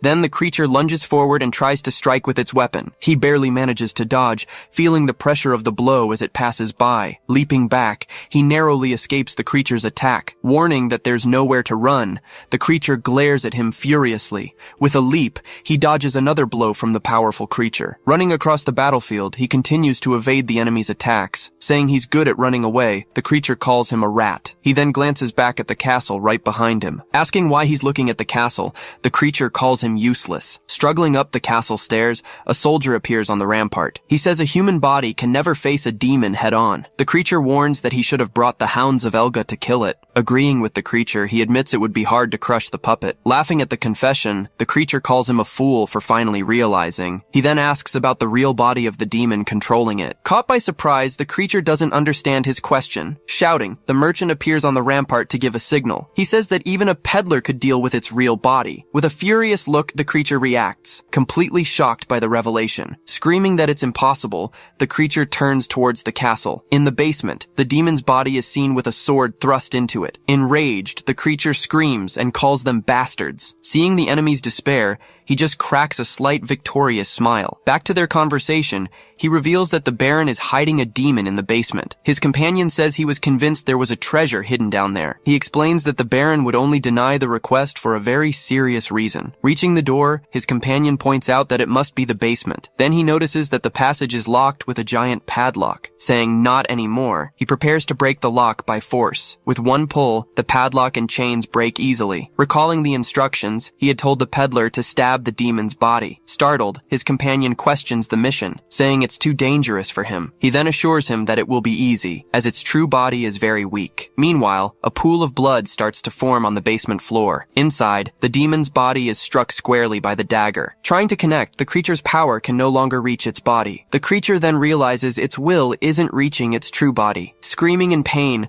the creature feels that its true body has been attacked. Screaming with hatred, the creature calls them bastards for their interference. With a smile on his face, he congratulates the peddler on a job well done. The creature then screams that it will kill him and give him the most agonizing death. Furious, the creature threatens to tear out all his muscles. From above, the guards wonder what kind of monster it is. He then realizes he needs to destroy the host body to defeat it completely. With all its might, the creature lunges forward to strike. Barely dodging, he manages to escape the blow that hits the ground. With his weapon, he spins and tries to land a hit on the creature. His attack hits its arm, but the weapon shatters on impact. Laughing at the situation, the creature asks if he thought that would have any effect. Advancing, he cuts off the creature's arm with a single, precise strike. After the strike, he repositions himself to continue the battle. Holding the severed limb, he glares at the creature. Full of rage, the creature warns that he won't live to see its revenge. With all his might, he shouts, calling for his companion. Confused by the shout, the creature turns and looks toward the castle. From above, his companion answers the call with a shout of his own. Shouting, he announces that the requested item has finally been delivered. With a throw, he hurls the weapon toward the battlefield. The axe flies, spinning through the air at high speed towards him. Worried, the merchant regrets not having thrown it with more force. Telling him not to worry, he says the weapon will prove its worth. The weapon then begins to glow and flies even faster through the air. Just then, the axe changes its trajectory and soars towards him. He then extends his hand and manages to catch the axe in midair. Holding the weapon, he prepares for the final battle against the creature. Shocked, his companion says the axe accelerated on its own in the air. Seeing the weapon, the creature seems to recognize what is happening. With a remark about the Baron, he readies the new weapon. He then says it's a shame to leave a masterpiece like that behind. The creature asks if he came to Molten for that weapon. Slamming the weapon on the ground, he prepares for the coming battle. Telling the creature it talks too much, he glares at it seriously. With a shout, he prepares to strike a blow with the weapon. Charging forward, he says he's going to shut the creature's mouth for good. Screaming, the creature says it doesn't care if it's a dwarven weapon. With a swing, it warns that it will smash the weapon to pieces. The two weapons then clash, creating a massive shockwave. The axe's blow shatters the creature's weapon into pieces. Shocked, the creature can't believe its steel weapon was broken. The axe's blow continues and strikes the creature's head with full force. Celebrating, he says he's finally got a top-quality weapon. From above, his companion pulls a rope, preparing to escape. Staring at the creature's body, he observes the aftermath of the battle. The enemy's body then begins to dissolve into a dark energy. He explains that to defeat it, the host of the possession must be killed. Realizing what's left to be done, he prepares for the confrontation. Suddenly, the Baron appears at his side, preparing a surprise attack. Startled, his companion shouts, warning him of the imminent attack. With one step, the Baron lunges and tries to strike with his sword. Turning, he manages to parry the Baron's blow with his own weapon. He then faces the Baron, who cracks a sinister smile. Standing at the castle gate, he calls the Baron by his title. Shrouded in a dark energy, the Baron stands with his back to him. Asking if he thought it was over, the Baron calls him a dog. With a serious look, he faces the Baron, now possessed by the enemy. The Baron stares him down, asking if he thought it was over. With a sinister look, the Baron calls him a wild dog again. He realizes the enemy has already planted its malice within the Baron. The demon explains that the Baron will watch his land be destroyed and his people slaughtered. He says he was just one step away from tasting the sweet fruit of vengeance. He then understands that the demon needed the Baron to survive. The demon then asks if he has the guts to strike the Baron down right there. He's mistaken, he says, staring at the Baron with a serious expression. He then reveals he only brought the Baron along so he could deal with him personally. The demon warns that if he kills the Baron, he will be hunted by the soldiers. He asks if the same wouldn't happen if he let the Baron live. With a serious look, he warns that he'll just kill them all. The demon says it knows he isn't bluffing. With a smile, the demon says the Baron must die by its hands. It explains that this way, it can savor the Baron's agony. Screaming, it declares the Baron will watch the soldiers of Molten die. Staring at the Baron, Baron, he watches silently for a moment. He watches the scene, a look of surprise on his face. Hand on his face, the Baron appears to be fighting the possession. Clutching his sword, the Baron continues to resist the demon's control. With great difficulty, he tries to lift his weapon to attack. With a cry, the Baron shouts that the demon will not touch Molten. Furious, the demon wonders how the Baron managed to resist its control. Confused, he just observes the internal struggle taking place. Screaming, the Baron says he will take the demon to hell with him. Just then, the Baron's sword shatters into pieces. With the broken sword, the Baron uses the remaining shard to attack himself. With one blow, he plunges the broken blade into his own chest. The Baron collapses to the ground in a pool of blood. From above, the guards look on, shocked, not understanding what happened. One of the guards screams, asking why his lord would do such a thing. Falling to his knees, the Baron clutches the wound in his chest. The demon wonders how he managed to stab himself even while possessed. As he gasps for breath, the Baron stares at the ground with a serene look. Clutching his axe, he simply watches the scene in complete silence. The vendor asks if his lord is finally dead. With a serious look, he replies that the Baron is not dead yet. He says the Baron is strong for being able to pierce his own armor. The Baron struggles to explain that it would have been impossible without the demon's power. Even at the end, he seems to be struggling to get his last words out. He looks at the Baron, just listening to what he has to say. With difficulty, the Baron tries to pull the blade from his chest. Placing a hand over his, he stops him from removing the blade. His body suddenly feeling lighter, the Baron looks confused. He then realizes that the sword's effect is delaying the Baron's death. He says the Baron didn't give up and chose mutual destruction in the end. With a faint smile, the Baron says he's honored to have him as a companion. He says his final words are only regrets about the past. With a sad look, he says he should have destroyed the demons sooner. He recalls the past. When the demon asked if he wanted to develop Molten, he explains that the demon whispered those words to him deep underground. After some thought, he accepted the deal, not knowing it was a trap. With time, he says he came to love Molten and its people. He reveals that his love for Molten filled him with guilt and anxiety. Clenching his fist, he says he lived in constant dread of the demon. With a pained breath, he laments that this day has finally come. He then realizes that the demon wanted the Baron's pain and despair. He gasps that he had to borrow power. He then asks if it wasn't his own will that drove out the demon. Agreeing, the Baron says he put an end to it with his own strength. With a sad look, he agrees with the noble Baron's words. With his last breath, he asks him to pass on his words to Delpina. He apologizes for not being able to protect her tulip in the end. He asks him to say he's sorry, looking at him one last time. With a final breath, the Baron finally dies. He watches the scene in silence, reflecting on the Baron's death. With bells ringing, Molten Castle prepares for the funeral. The Baron's body is carried in a coffin by his guards. With a serene expression, the Baron is mourned by all his people. A grieving woman watches the ceremony with a sad gaze. The castle's soldiers gather to bid farewell to their lord. Throughout the city, black flags are raised as a sign of mourning. The citizens of Molten gather to pray for their late Baron. Meanwhile, he and his companion watch everything from a balcony. With his arms crossed, he silently watches the funeral from a distance. The Baron's soldiers stare at the defeated creature's body on the ground. One of the guards observes the scene, trying to understand everything that happened. A soldier says only the monster's flesh and body remain. The soldier asks what exactly happened on the battlefield. He says it was a miracle the enemy soldiers even moved. A soldier then questions if all of that was really the work of a demon. A soldier says that the only one who knows the truth is keeping his mouth shut. With a suspicious look, he stares at the man in front of him. Shouting, the guards demand that he tell the truth about what happened. Taking a step, he turns and prepares to leave the castle. He says the Baron fought the enemy until his last breath. Hearing his words, the guards just stare at him in complete silence. Carrying his companion, he shouts and orders them to open the gates. He says the Baron deserves to rest in the embrace of his treasure. With his eyes closed, the captain seems to reflect on the words spoken. A guard remembers that the Baron loved Molten more than anything. Looking at the castle, he says they will protect Molten from now on. The captain then remembers the most precious treasure the Baron mentioned. Closing his eyes, the soldier seems to finally understand the last words. The captain orders them to clear the area for the Lord's farewell. Outside, he and his group watch the Baroness from a distance. Thanking the mercenary, the Baroness says they are in his debt. On behalf of her husband, she thanks him from the bottom of her heart. Saying it's not necessary, he looks at her with a serious expression on his face. He then says he has already received payment from the Baron with the weapon. With a sad look, the Baroness just stares at him in silence. She says she also prepared gold coins and food for him. Refusing the offer, he tells her she can keep the supplies. He then reveals there's a bandit hideout with more food. Asking her to distribute it to the people, he informs her that he has already taken care of the bandits, saying they will never forget. She says he has put them even further in his debt. She declares that his benefactors and enemies are now Moltons as well. With a smile, she says they will receive him with the utmost respect. Saying he can't promise anything, he turns to leave the castle. Taking a step, he prepares to leave Molten Castle. Turning back, he asks if her name is Delpina, just to confirm. Surprised, the Baroness asks how he knows her name. He then reveals that the Baron left a message for her. He says the Baron couldn't protect the tulips, and that he apologizes. Remembering the past, the Baron is shown tending to a tulip garden. With a tear in her eye,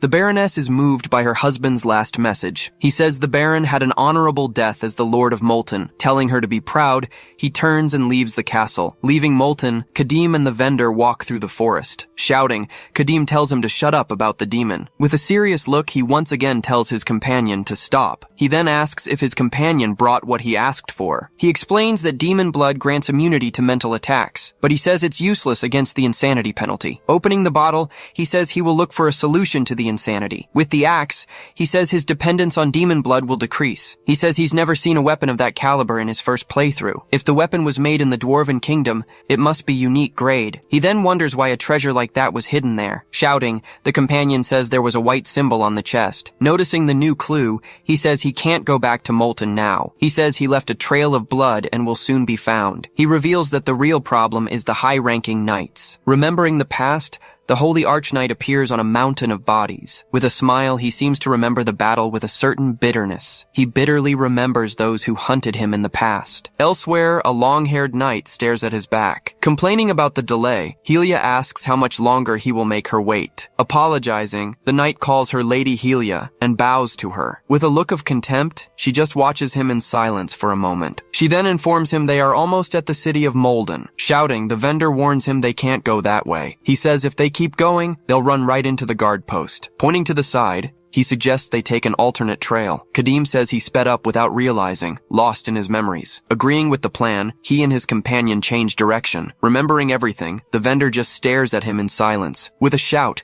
he calls out to his companion to break the silence. Startled, he turns and faces the man with a fearful look. Stammering, he says it's nothing and turns away. With a serious look, Kadim just stares at him without a word. Clearing the way, he uses his axe to cut through the branches on the trail. With a sad look, the vendor just keeps walking. At high speed, a knight gallops toward the city of Molden. The horse's hooves pound the ground, kicking up dust along the road. With a cry, the female knight tries to calm her horse as they arrive. With a serene look, she prepares to continue her journey. Riding beside her, the knight Eden looks exhausted. With his tired horse, the knight can't keep up the pace. Complaining, she says they're not making progress and tells him to speed up. He replies that it's impossible for an ordinary horse to run any faster. Her mount is a divine steed, capable of running for days. He then asks if they're going to stop in Molden to look for information. She says the imperial family recommended they not interfere in that territory. With a serious look, she reminds him of his duty as a knight. Annoyed, he says a knight's duty is to protect the innocent. Saying that won't work, she seems to change her mind. She says she'll hunt the demon alone and tells him to follow. Shouting, she spurs her horse and rides off ahead of the knight. With her radiant horse, she disappears down the road in an instant. Annoyed, the knight calls her a madwoman and laments having to follow her. Taking a deep breath, he seems to be trying to calm down after the argument. Asking for forgiveness, he apologizes for unintentionally using profane words. He then wonders why it's so unfair to him in the end. Saying it's all Elga's will, he tries to come to terms with it. Dismounting his horse, he prepares to investigate the trail ahead.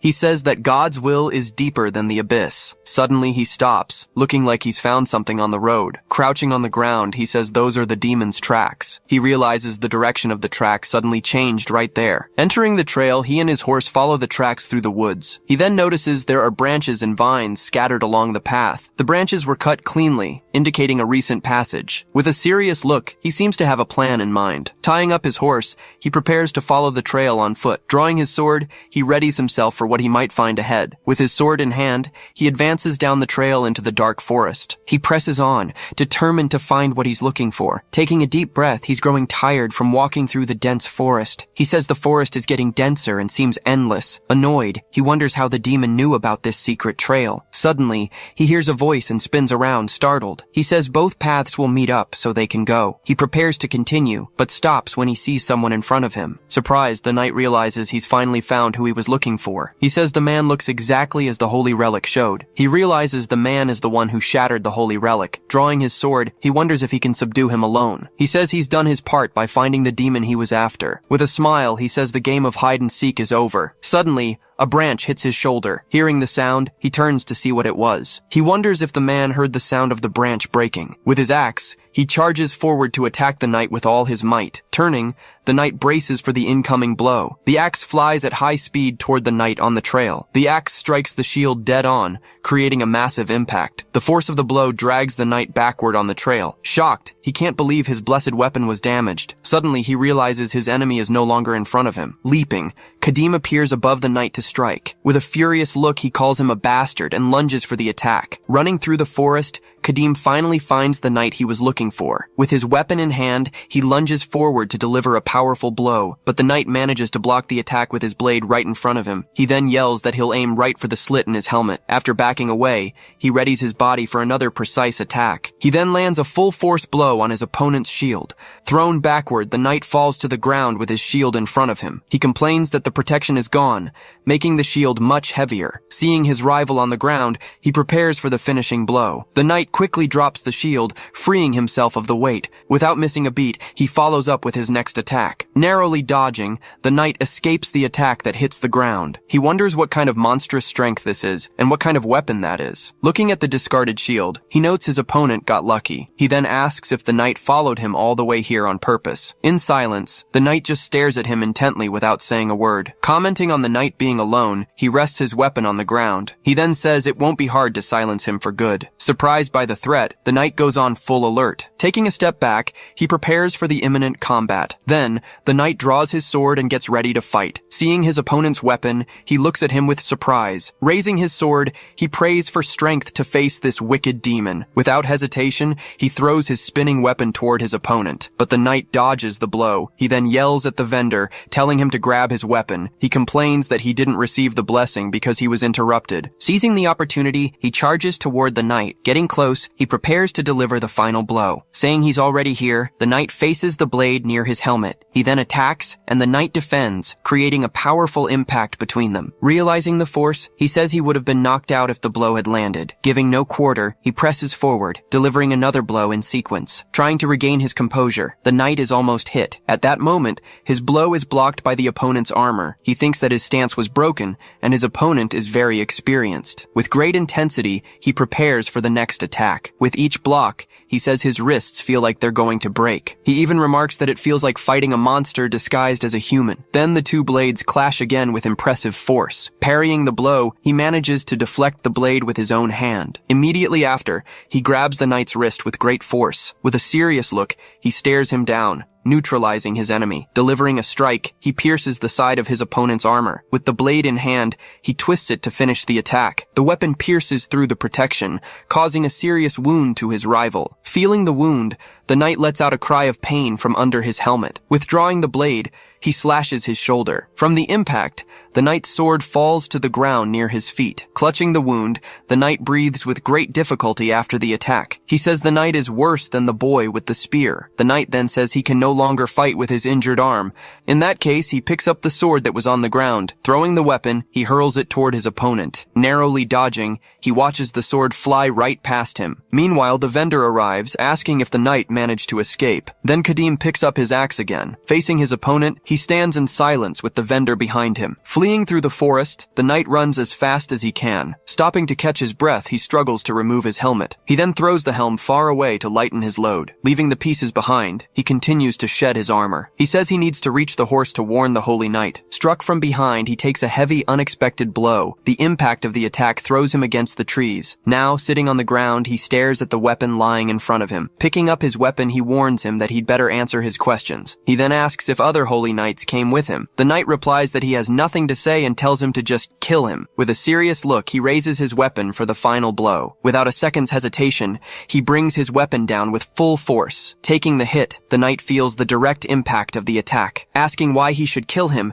he continues to hold the knight down. With a serious look, he says that keeping him alive will be much more painful. Right after, he swings his weapon again with great force. Pinning the knight, he asks once more if there are others with him. The merchant remarks that they are being tracked, thinking the situation is an overreaction. Even wounded, the knight remains silent, not answering the question. With a great effort, he bites down hard on his own tongue. Noticing the action, he looks at the knight with some surprise. With this act, a piece of the knight's tongue falls to the ground. Startled, the merchant shouts that the knight bit off his own tongue. Unable to speak, the knight just glares at him, his face wounded. He then says this is useless resistance on the knight's part. Grabbing his face, he explains that the interrogation will be done with blinks. Raising his weapon, he threatens to strike his shoulder if there's no answer. To finish, he tells the knight to think carefully if he wants the pain to end. He begins to interrogate the knight, asking about other holy knights. Continuing the questions, he wants to know if the archbishop was also involved. Getting no more answers, he delivers a final, decisive blow. With his weapon, he finishes the knight once and for all. The knight then closes his eyes, finally meeting his end. He observes the body, noticing the expression on his opponent's face. After pulling out the weapon, he says he got important information from that. Staring at the defeated knight, he warns that there's no more time to waste. He then turns and pulls the merchant, who is terrified. The merchant asks why they're in such a hurry all of a sudden. He also questions if what they did to the knight wasn't overkill. Stopping his walk, he falls silent for a brief moment. He then says the knight wasn't following them for some grave sin. Turning back, he asks if the merchant has ever had his tongue ripped out. Speechless, the merchant can only ask what he means. He asks if the merchant has ever been burned alive or left to die on the ground. Shocked by the questions, the man just listens without a word. Going back to the past, he recounts meeting a holy knight with his comrades. Then he reveals that a holy knight is tracking them right now. After hearing the story, the merchant falls silent and lowers his head. Fixing his gaze on the merchant, he tells the man to listen carefully. He then warns that, given his nature, he won't tolerate any interference out of mercy. In this world full of evil, he states he won't hesitate to achieve his goal. With a serious look, he finishes by saying he has always been and always will be this way. With his legs shaking, the merchant stammers as he tries to ask a question. Worried about his fate, he asks if he could end up like that at any moment. He continues, asking if he'll be discarded if he becomes useless. Desperate, he begs for an answer, wanting to know what he needs to do. Next, he asks how he can be respected enough to receive his blood. Staring at the merchant, Kadim watches him intently without saying a word. Approaching the merchant, he warns him that if he doesn't want to die, he'll have to prove his life's worth. Watching him walk away, the merchant stands still, processing the words he just heard. With a thoughtful look, the merchant then lowers his head in silence. Kadim then continues walking through the forest, getting further and further away. Meanwhile, night slowly falls over the dense, dark forest. The scene changes, and Helia appears in the middle of the forest. Looking around, she finds her subordinate's horse tied to a tree. Standing in the middle of the path, she carefully observes her surroundings. With a serious gaze, she continues to carefully scan the area. Then she firmly grips the hilt of her sword, ready for combat. After gripping her sword, she braces herself for any threat that might appear.